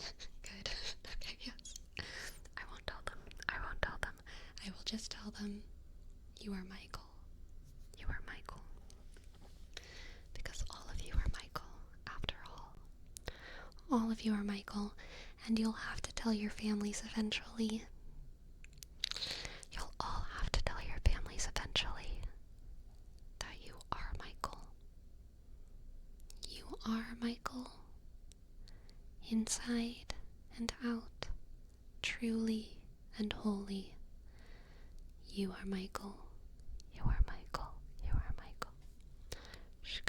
Who Michael is? You. Dominic's. Dominic's your nickname. Michael, your true name. You are Michael. You are Michael. Hi, and Fighty. It's okay. You can be a secret Michael for a while. But eventually everyone will have to know. You are Michael. You are Michael. Very good, not dead. I'm glad you have realized you are Michael. You are Michael. You are Michael. Michael. Michael. Michael.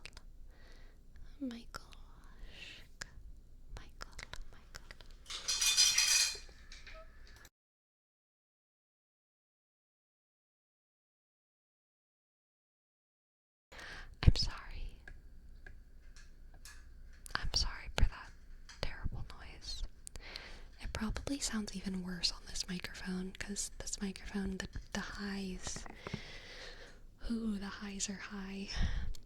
I'm so sorry for that noise. I'm so sorry. Loud clanging is your favorite trigger? You know, one of my favorite ASM artists used to have a key jangling video, and I actually loved it. Honestly. I loved it. It is Michael time, the real 12 gaming. Michael time, Michael time, Michael time.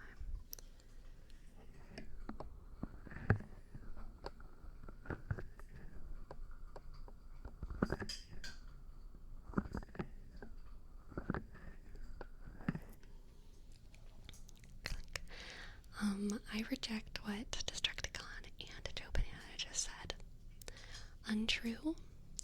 I just have a very tingly ASMR brain that can be triggered by multiple things. Okay. Okay, now that we've cleared that out, please remember you are Michael, okay? Don't let anyone tell you otherwise. You are Michael. As the sun rises in the east and sets in the west, you are Michael. You are Michael. You are Michael. You are Michael. You are Michael. You are Michael. You are Michael. Shukwa, shukwa, shukwa, shukwa. How do you know that babies don't enjoy keys just because they're getting ASMR from them? Just because I have one thing in common with babies doesn't mean that I have a baby brain, okay?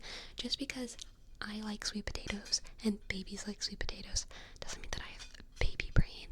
Just because I like rolling around on the floor sometimes and babies like to roll around on the floor sometimes doesn't mean that I am a baby. Do you like taxes?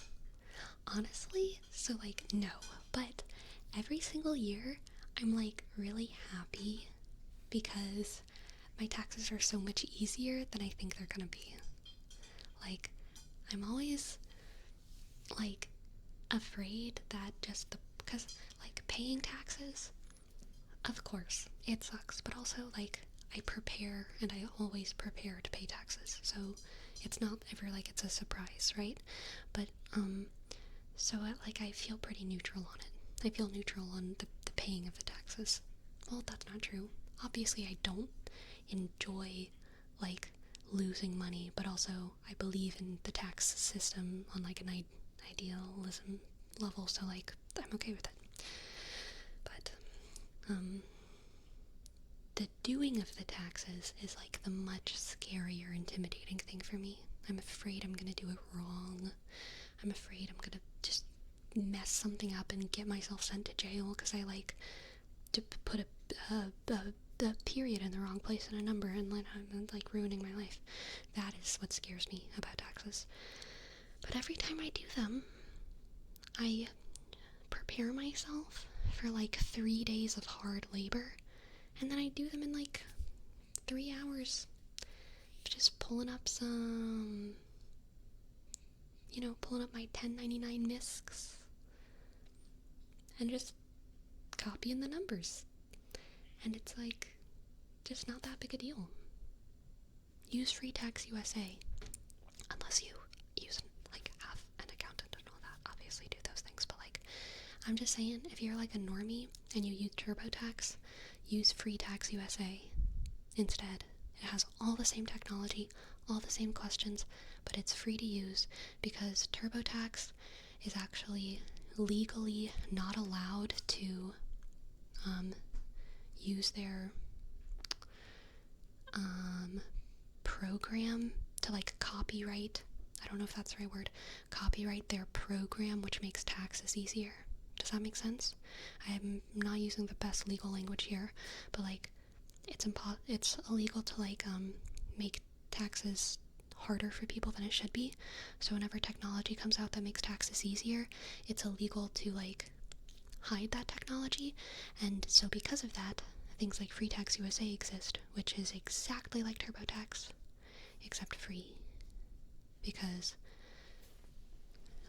You can't, yeah, it's like illegal for them to, it's not illegal for them to charge for it, but it's illegal for them to charge for it without also, and also keep the programming like a secret. So other people take the programming and made their own websites that do it for free. Does that make sense? Does that make sense? I hope so. Click, click, click.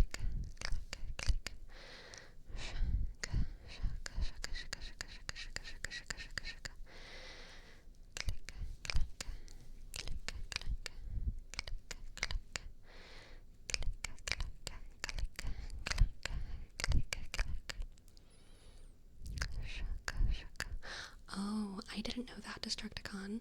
Pre-tax USA has an upper income limit, I believe. I see. Well, I don't have to worry about that.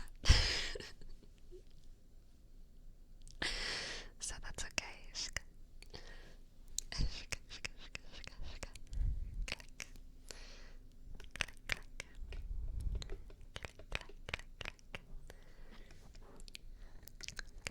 We have a word up for Halcyon, Halcyon, Halcyon. For 6. Halcyon, Halcyon, Halcyon. Halcyon, Halcyon.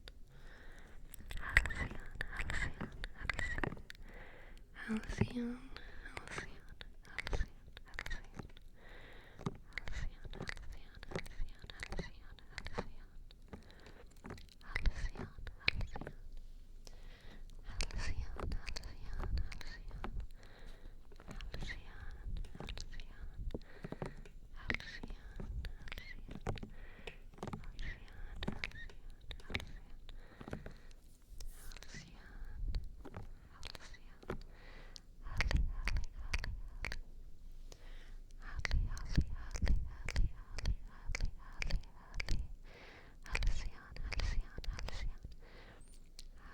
Halcyon.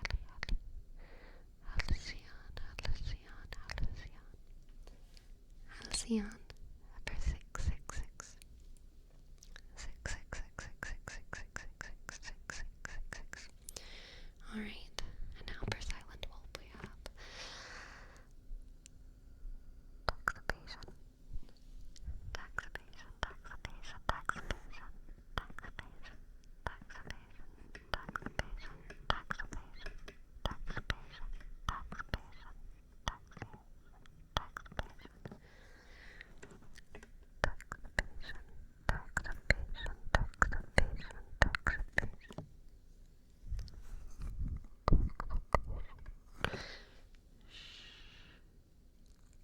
taxation, taxation.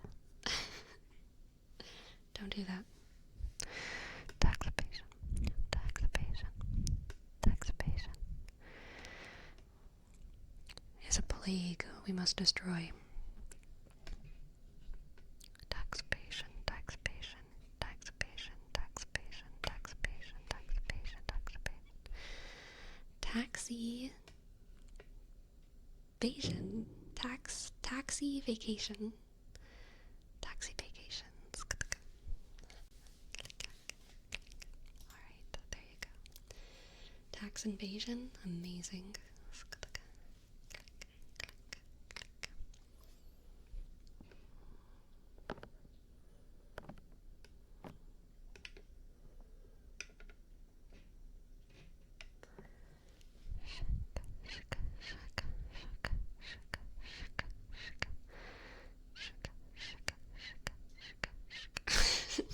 Nice drip banana. That's funny.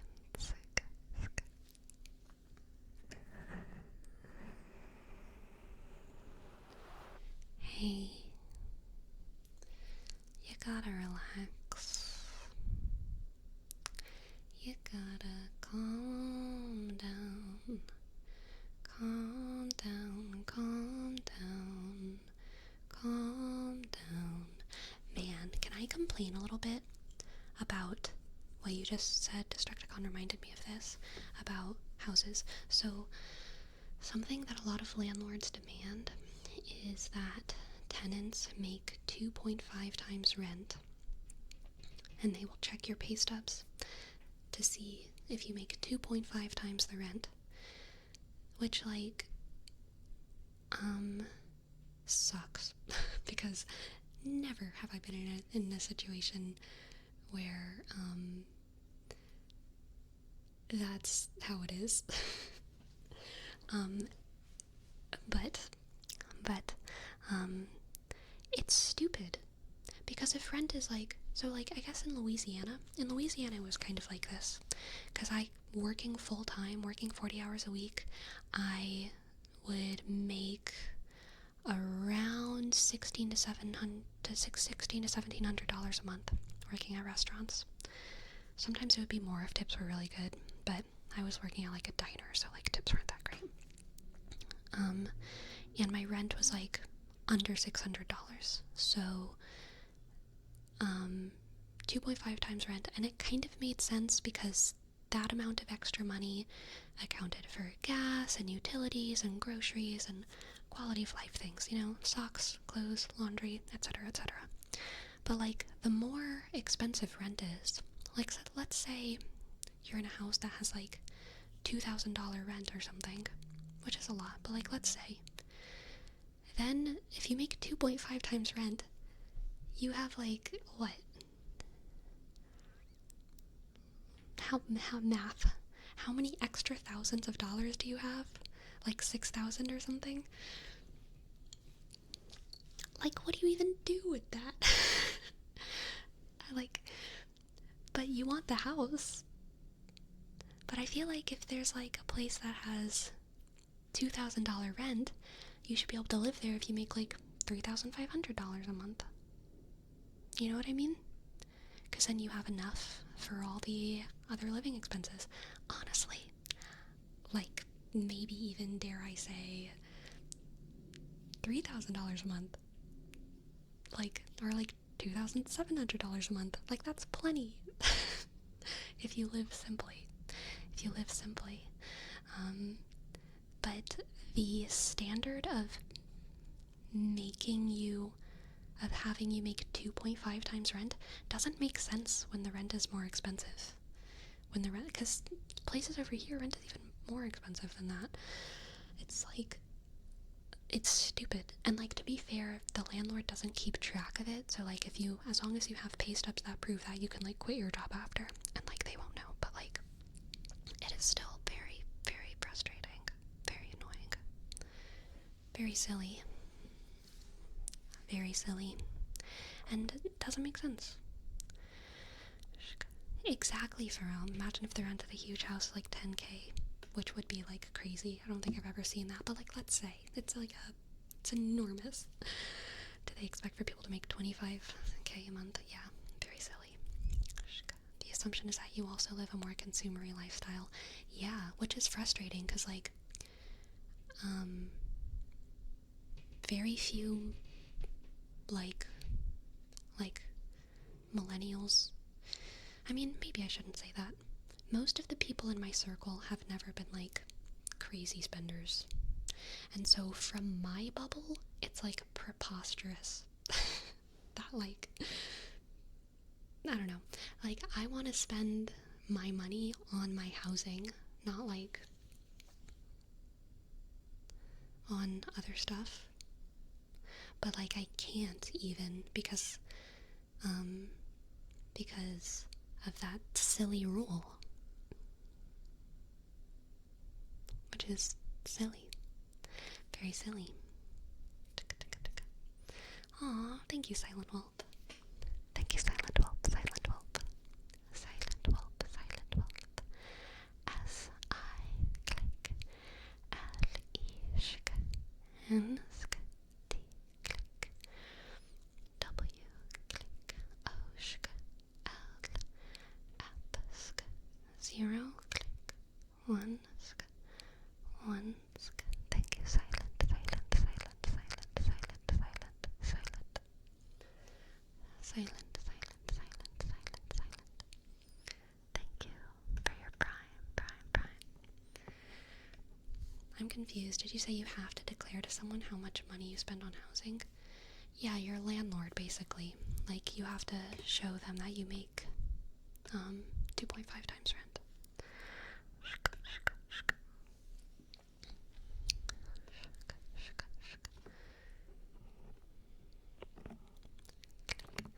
Like, I agree you should be making more than rent, obviously, and I think it's fine for landlords to have to verify that. And I also think that, like, in places where housing is less expensive, that can, like, be an okay equation. But the more expensive housing gets, the more, like, arbitrary the rule seems, and the more it doesn't make sense.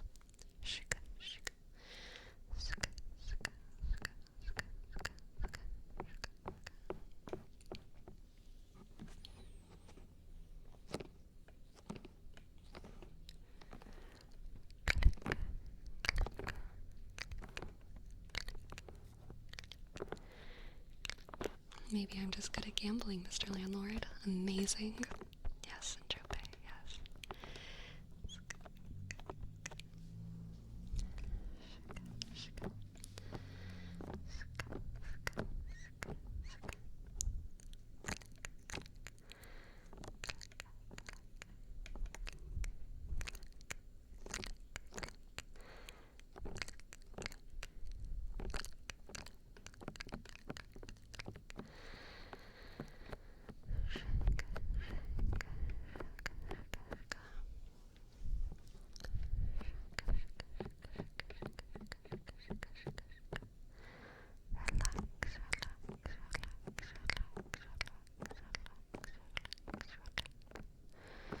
Relax, relax, relax.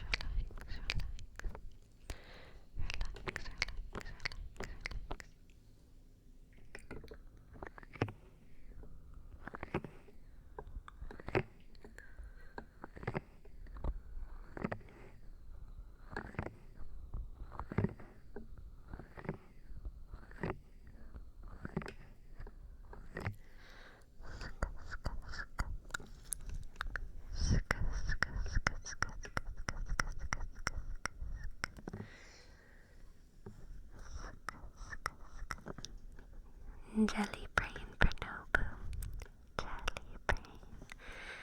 Jelly brain. Jelly brain. Jelly brain. Jelly brain. Jelly brain. Wiggle, wiggle, wiggle, wiggle. Jelly brain. Jelly brain, jelly brain. Jelly, jelly, jelly, jelly, jelly, jelly. Plop, plop, plop. Jelly brain. Jelly brain.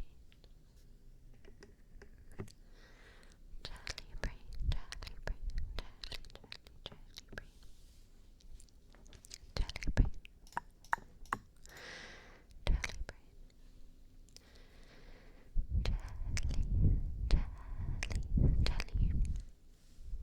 jelly. Man, you know what I've been craving lately? Artichoke. I saw a video of a girl eating artichoke like 2 days ago, and I was like, damn. Yes, ma'am. Artichoke. Jelly, jelly, jelly brain. Jelly brain, jelly brain, jelly brain, jelly brain, jelly brain, jelly brain, jelly brain. Jelly brain, jelly brain, jelly brain, jelly brain. Jelly brain, what's your go-to prep? Steam 'em. You steam 'em and you munch 'em. Dipping them in like melted butter is good if you're like hosting something, but if I'm just by myself, I just steam them and then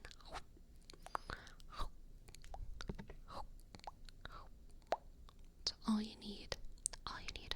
Sometimes a sprinkle of salt, but man. Sugar. Jelly bean. Hello Pasta John. Thanks for stopping by.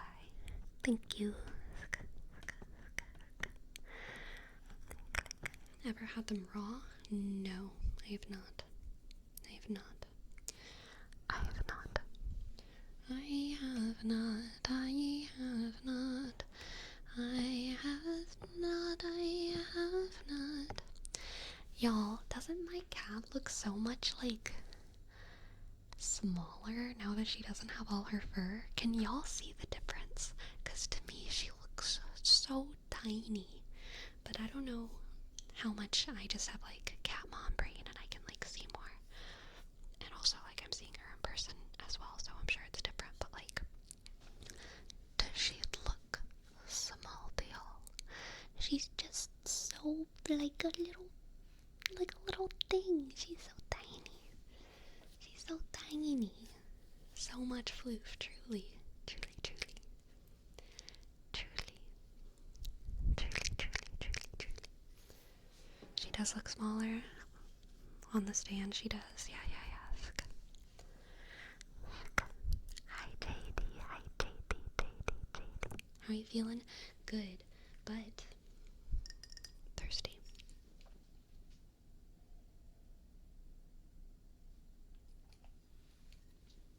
Yeah, she looks way less like chubby for sure. I knew she wasn't chubby because the vet told me that she was a healthy weight, so I was like not worrying about her weight, but she always like looked like kind of a fat cat because of all of her fur. So even though I knew she was a healthy weight, people have always made like fat jokes about my cat, which I'm okay with. She doesn't hear them, and like, she's beautiful. Even if people make fat jokes about her, she is undeniably just a straight up gorge. But people have always made fat jokes about her. But she's really just like actually not, like, she's not small. She's not small. Because she's like very tall, kind of. She's tall. And even though I have shaved a lot of her fur, she's still fluffier than a lot of cats.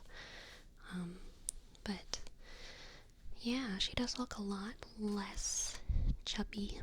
She does look a little bit chubby though. I don't know why, but she always just does. She always will. I think it's just because it's all fat and no muscle. You know what I mean? And fat has more volume per pound than muscle, so she gets away with getting a little bit bigger without being very heavy. Just, yeah, no muscle. Well, the only muscle she has are those pull-up arms. Pull-up arms. I'm flattered, Ogden. Yeah, that's probably good. Probably good. What would a buff cat look like? So the biggest cat I've ever seen was the cat that the roommate who gave me Gracie, like 2 weeks later, got a new cat, which was super annoying. But that cat was the buffest cat I've ever seen in my life. I had no idea how like freaking built cats could get. And it was hilarious because Gracie is like this sweet, fluffy, so soft, white cat. And this other cat was like so big and all black, short hair, like messy short hair, because he didn't groom himself, and his name was Nox, like night, Nox. And it was so hilarious just how opposite they were from each other. And I loved Nox because Nox was like a little baby idiot, like obviously a stray that she picked up off the street, and obviously had some kind of psychological issues.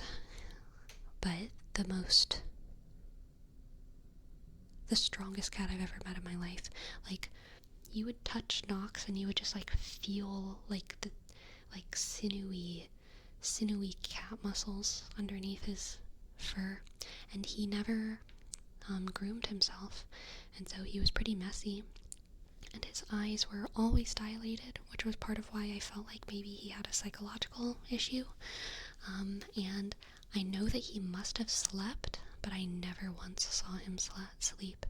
I would see him lay and like be hyper reactive with those like big dilated eyes, but that was the calmest he would get, would just be him laying down. But even then, still, his eyes were big and his face was like moving around. I'm sure he must have slept at some point, but like, I never saw it. That poor cat clearly had a lot of issues. But yeah, they were the buffest cat I've ever seen in my life. Pretty crazy. Aw, hi Knots Spooderman. Thank you for stopping by. My night's been great. My night's been great. Hi Anton. I'm glad that you enjoy the YouTube videos.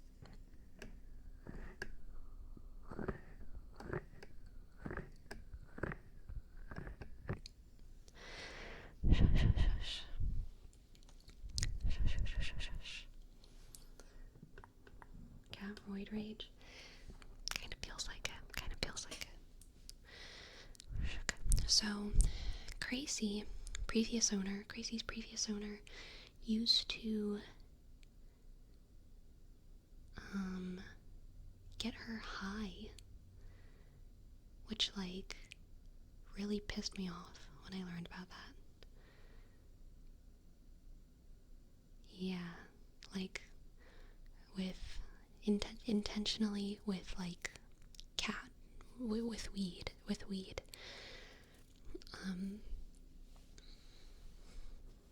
I don't know exactly how she did it. She had some kind of like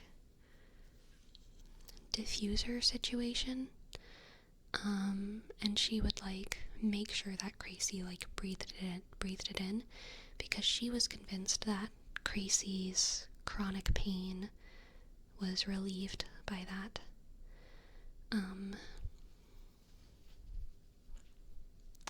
Which made me really sad. Most of it was just allergies though, and like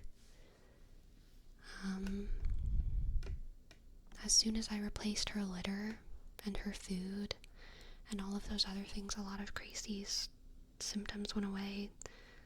I don't think she needed to be getting her high. But that was super sad. Super sad.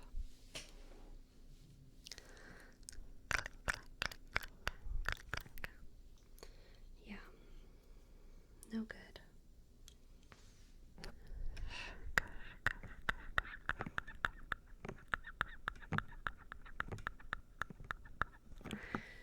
Yeah, that roommate of mine did have issues, and honestly, like, I hope she's doing better now, because she clearly came from, like, a really rough situation.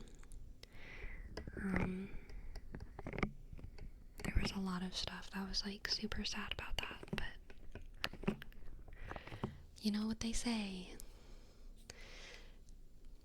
Hurt people, and hurt people also hurt cats. Hurt people hurt cats.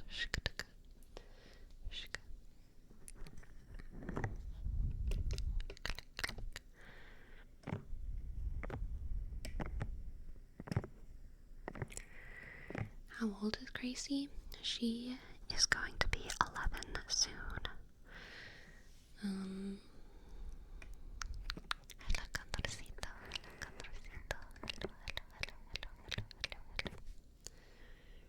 And I got her about 6 years ago.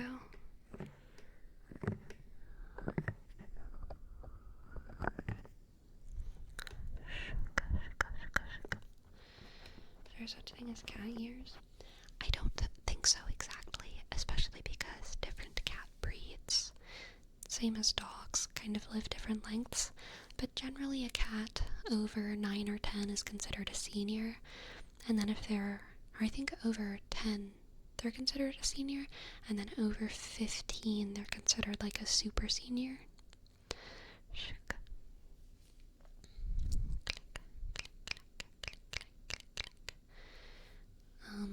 Her original owner named her, so I'm not sure how her name came about, but it's spelled like this.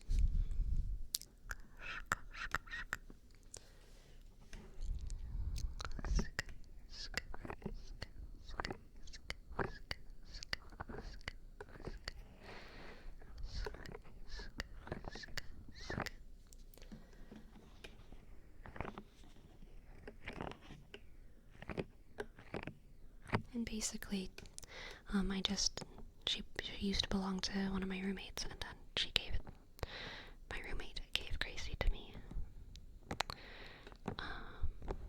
Yeah.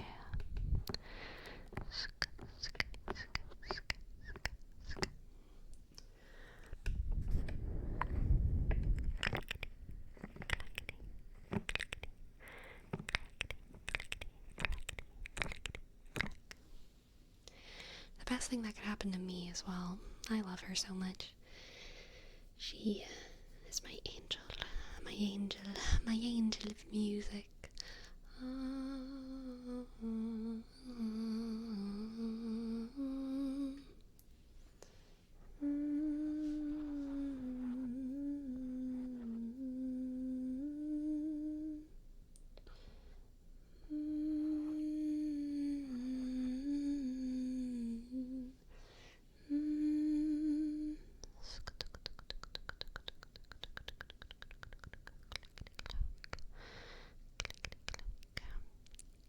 Definitely Agon.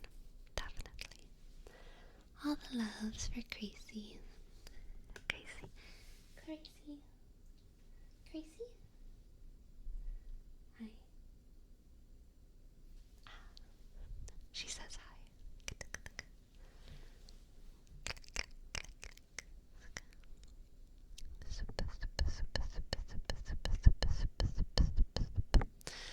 On that note, my friends, it is just about time to say goodnight to you all.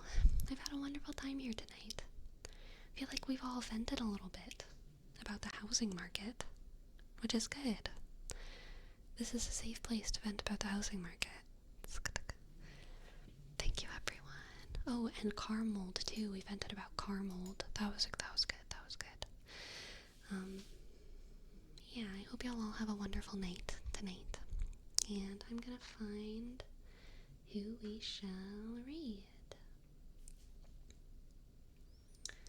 We are gonna read Pisces. Pisces. Oh my gosh, they're doing visual triggers right now. Yas.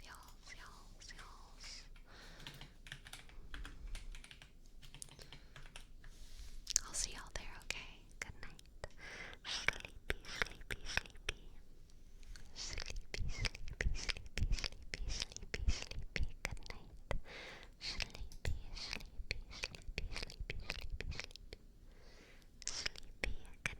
Sleepy. Good night.